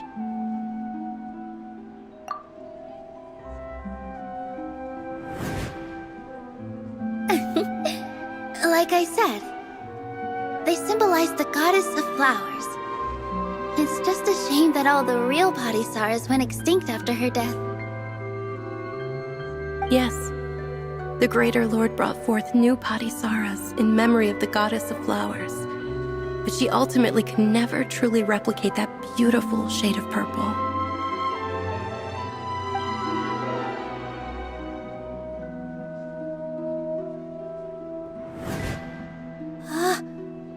Beautiful shade of purple. Aren't these flowers real Padisaras? Just like the ones from the legend? I didn't even notice. Dunyarzad, did you find these? But didn't you just say all the real flowers went extinct after the goddess of flowers passed away? So, how? Yeah. What's going on here? Huh? You guys are acting weird. But okay, I'll try.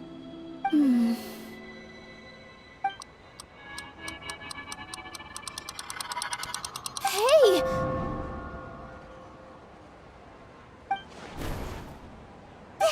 They disappeared! So Nilu's the host! What a surprise! Purple body Saras don't exist in the real world anymore. But in Nilu's subconscious, they can appear as decorations on the stage. It's just like the example Nahida told us. People assumed there will be food on a plate, and Nilu assumed there would be real Patisaras in the flower pots. So when you saw the flowers, you instantly knew it was Nilu? But if we want to end the samsara, we need the host to become aware that they're dreaming. How should we make Nilu realize that? Am I dreaming? Huh? So I'm right. Is this Lesser Lord Kusanali responding to our celebration of the Sabzeruz festival? Wrong guess, but you aren't completely wrong either. The point is, what made you think this is a dream? As far as you know, people in Sumeru don't dream, right? Yeah, but have you heard the tale of the first sage? To prevent a calamity, he went on a journey to find the Dendro Archon. Ooh, sounds familiar. Dunyarzad told us a story like that when we first arrived in Sumeru City. So it was about the first sage, huh? Yep, but in the part you heard, he hadn't become the first sage yet. There's more to the story. His piety and wisdom were acknowledged by the Dendro Archon, and she finally gave her blessing to him. All kinds of spectacular scenes appeared in front of the first sage, as if all the knowledge in the world was being painted onto a canvas right before him. He was captivated. After who knows how long, he mastered all the knowledge he could comprehend. Afterward, he said to the Dendro Archon, "I miss my parents, my wife, and my children. I've been away from home for far too long. They must be worried." The Dendro Archon smiled. The next second, the sage found himself lying in his bed, as if he had just woken up from a dream. His wife, lying next to him, said, "You're off to search for the Dendro Archon today, aren't you? Have a safe journey, my love." In the end, the first sage took care of many disasters in Sumeru City and founded the Academia. What a happy ending. So, the first sage was dreaming ever since the beginning of the story? He never went on his journey? Yes, but his faith and determination were conveyed to the Dendro Archon, so she blessed him in the form of a dream. Paimon understands where you're coming from now. That's a really interesting connection. But we really gotta wake up soon, like the sage in the story. I see. Well, it just so happens that today's Sabzeruz festival is almost over too.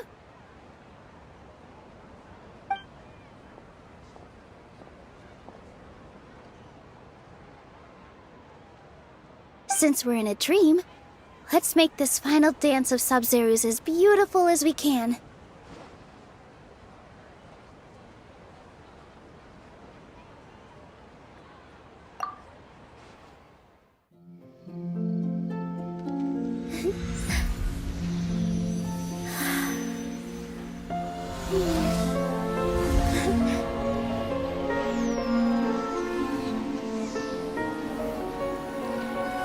The wait is over, everyone.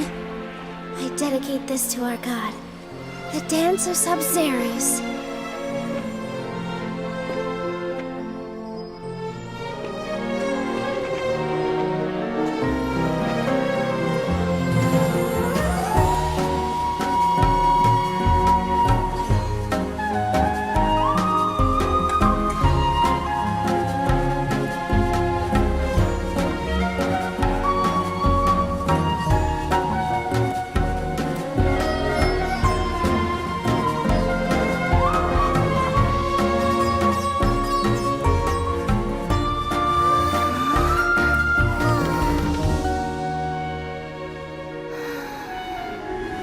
I'd be lying if I said I had no regrets.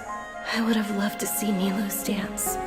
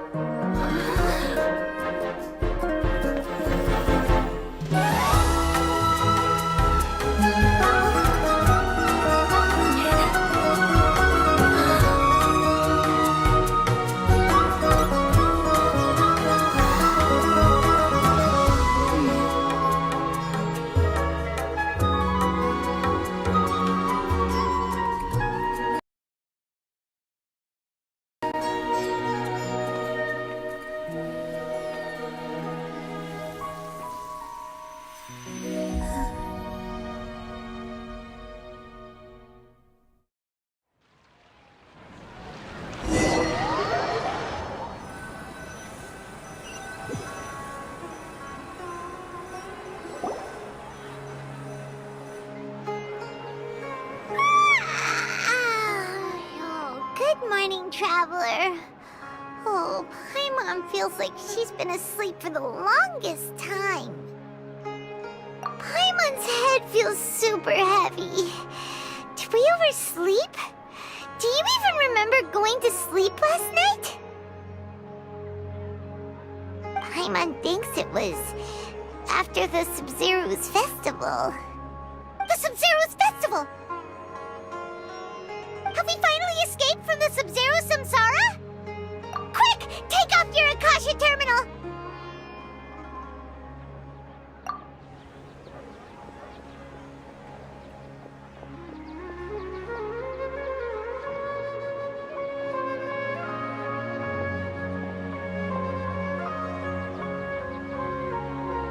She's not in her room. What happened? Huh? What usual spot?